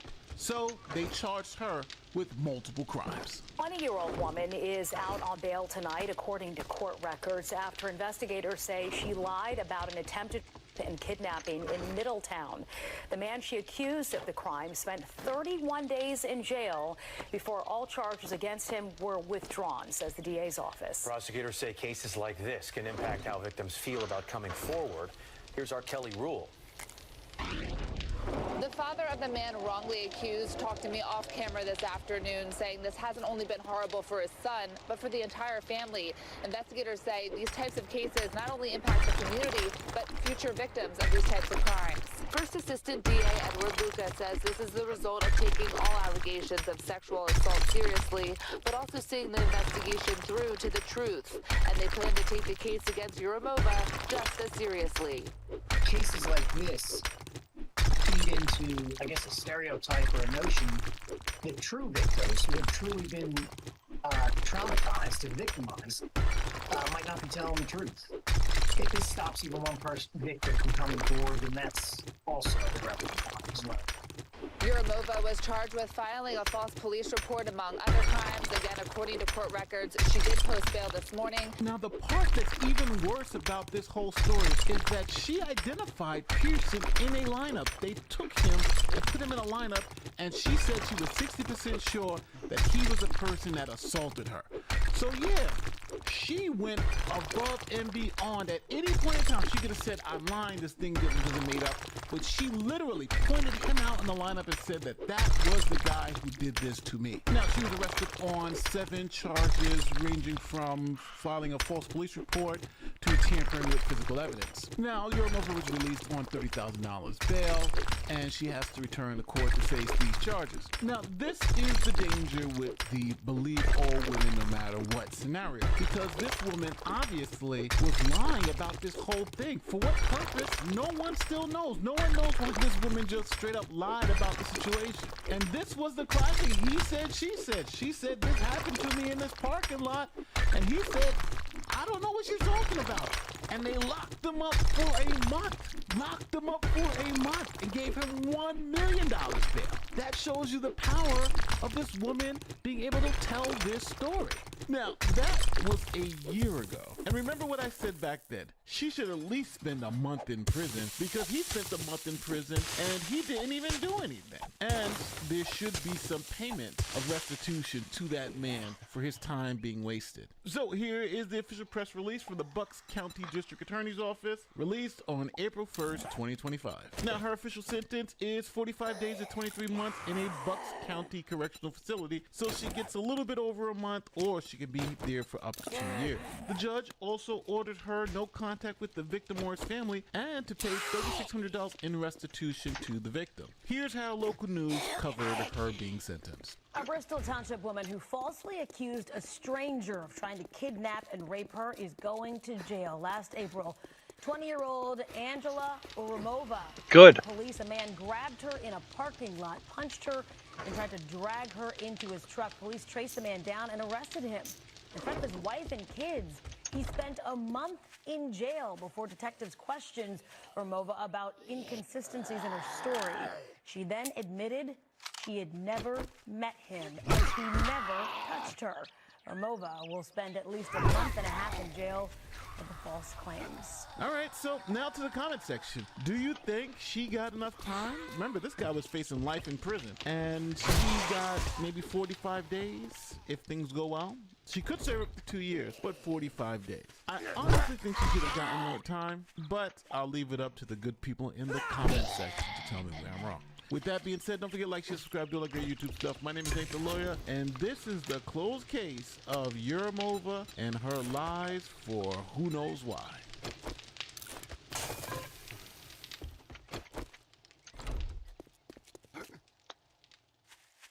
A fresh face and name is elected to the Orlando City Commission. Regina Hill captured a little more than 54% against Juan Lynham. Hill's been arrested at least 21 times, but she's turned her life around and vows to do the same for District 5. A few moments later. This is the mugshot of 58-year-old Regina Hill. The Orlando City Commissioner faces 7 total charges, including 3 counts of exploitation of the elderly, mortgage fraud, scheme to defraud, and 2 counts of fraud. This centers on an ongoing investigation involving a 96-year-old constituent. A woman who was arrested 21 times was elected to the city council. And guess what? She's now has 7 felony charges. Let's talk about it.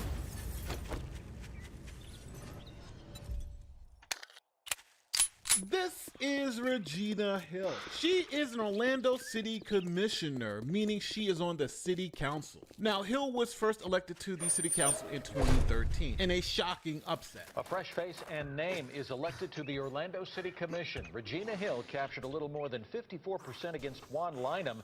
Hill's been arrested at least 21 times, but she turned her life around and vowed to do the same for District 5. I'm just excited. I never thought somebody like me. When I started this campaign, you know, it's been some valleys high, some valleys low, but God, that I stand in front of these steps. Regina Hill says she's just a little girl from Paramount, but now she's moving on up to the District 5 in Orlando after beating Juan Lineham last night. Now, before Regina became commissioner, she had been arrested 21 times on various charges. For example, in the year 2000, she was arrested on misdemeanor charges of disorderly conduct in Orange County, and she pleaded guilty. Her sentence was 179 days of supervised probation and 50 hours of community service. In 2005, she was arrested on drug charges and sentenced to 6 months in probation. Now, like I always say, it's not where you come from, but where you're going. With all that adversity, Hill was able to turn her life around and eventually become Orlando City Commissioner. But her time as a commissioner on the City Council has not been smooth. For example, in 2015, one of her homes was raided by police. This led to 5 people being arrested, including her son. We are also on top of breaking news in the Pine Hills area tonight. Deputies say they found guns and drugs when they raided a home owned by Orlando City Commissioner Regina Hill. The house is at the corner of Baywood and Ironwood in the Pine Hills area. Local 6's Eric Sandoval is there. Orange County Sheriff's investigators tell me they raided this house just about 3 or 4 hours ago now. Inside the home of Orlando City Commissioner Regina Hill, they found drugs and weapons stashed. So right now they have detained about 6 to 8 people. Again, this raid happened about 3:45 this afternoon. SWAT teams and deputies served the search warrant. Several people tried to run apparently, but they were caught. This house is owned by City Councilwoman Regina Hill, and apparently it's been under surveillance for the last 2 months after acting on a tip. Now, in that raid, Regina Hill's son, Rakeem Hill, was actually arrested and charged with the following: trafficking in methamphetamines, possession of a firearm by a convicted felon, possession of ammunition by a convicted felon, possession of a firearm during the commission of a felony, and possession of cannabis. Now, the charges against Rakeem Hill were dropped by prosecutors a couple of months later. Now, let's fast forward to 2017. Regina Hill posted a video online that seemed to suggest that she was under the influence of drugs or alcohol. A video posted on social media shows a well-known Orlando commissioner mumbling. It's video News 6 has a lot of questions about. We went to City Commissioner Regina Hill's office today to get answers about it. Our two people, we're back. Orlando Commissioner Regina Hill says this isn't her under the influence of any drugs. I'm not all that cohesive. It's her as a mother in grief. Yeah. You want to come in? We'll come in. We're not even This video, which we don't know when it was taken, has surfaced online and on Facebook and on YouTube. And Hill says she doesn't know how it got out. Power to the people. We know you and we respect you. But she does know she didn't give any permission. Commissioner Hill also released a statement that in part says this about the video. It says, quote, with the video, some are making allegations of drug abuse. Commissioner Hill adamantly denies the use of drugs. Instead, the video depicts a mother who is overcome dealing with the loss of her daughter. Now, we are just touching the surface with all the controversies that this city commissioner has had over the years. But now that leads us to what's happening now. News 6 got a hold of these investigative documents that claim, among other things, Orlando City Commissioner Regina Hill fraudulently established power of attorney over a 96-year-old woman. Investigators say that power of attorney allowed her to secure a mortgage in the woman's name and co-purchase this home in the Lakeman Estates area of Orlando without the woman even knowing about it. They say Hill then allowed her son and his girlfriend to live in it. They also claim Hill moved into this house about a mile away in Washington Shores that was once owned by the elderly woman's parents. They claim Hill used the woman's money to renovate the inside and didn't. Now, those allegations seem damning enough, but there's a lot more going on. The woman's attorney alleged that Hill raided her bank account and spent hundreds of thousands of dollars of this woman's money on things like shopping sprees and going to Miami. FDLE investigators also claim that Hill used more than $100,000 of the woman's cash and credit cards to purchase things for herself, like expensive perfume, clothing. Oh, come on! A facelift, a New Year's Eve trip to Miami, car insurance, and dental surgery.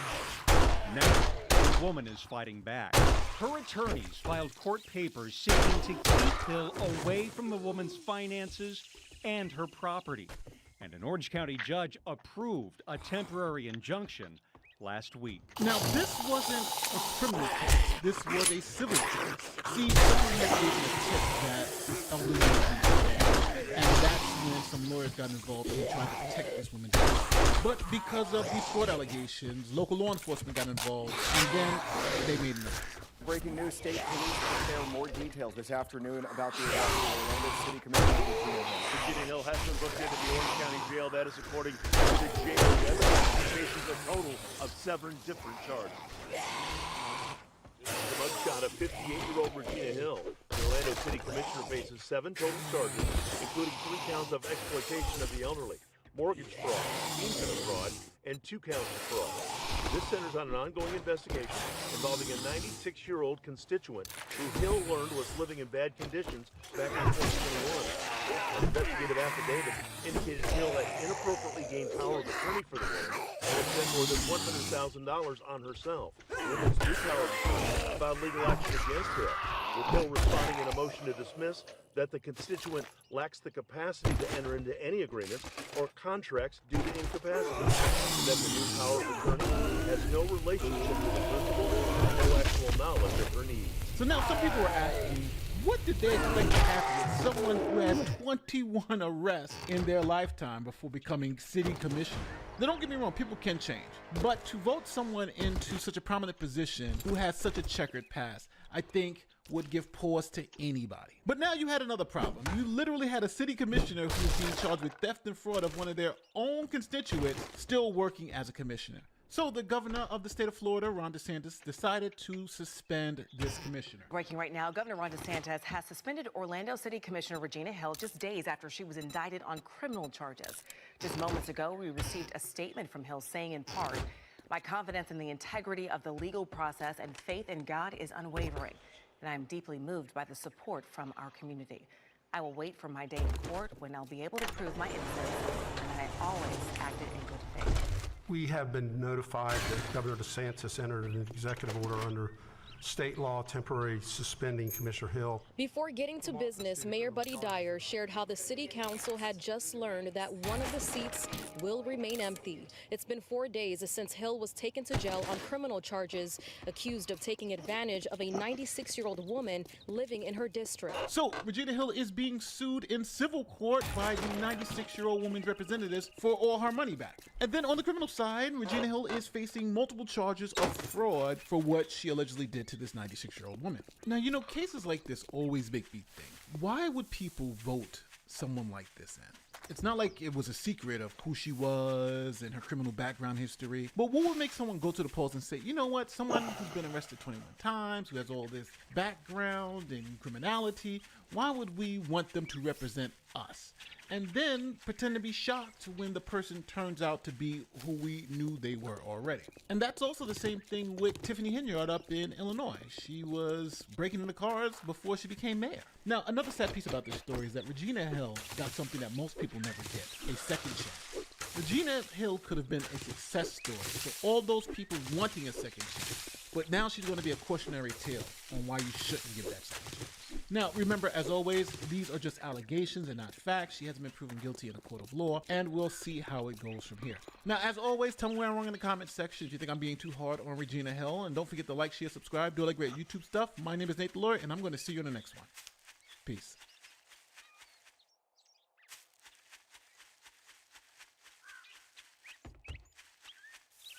To a developing story in Coleman County, the Hansville Police Department is now being called a criminal enterprise after the chief of police and 4 officers were hauled off in handcuffs. arrested on drug-related charges and tampering with evidence. 9 findings and recommendations to the city of Hanceville, which include a rampant culture of corruption, abolishing the police department, and the death of a Hanceville dispatcher was the direct result of the Hanceville Police Department's negligence. So I've done a lot of videos on abolishing the police, but in this case, this town absolutely needs to abolish its police department because it's essentially a criminal organization. Let's talk about it.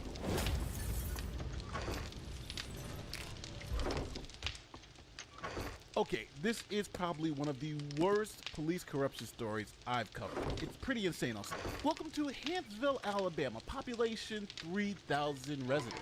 Now, this town has a population that's about 86.6% white. So, you may be asking, why are we talking about this small town in the middle of nowhere, Alabama? Well, that's because the police department... Alright, I'm gonna log out for a while. Drugs and guns. Get something to eat.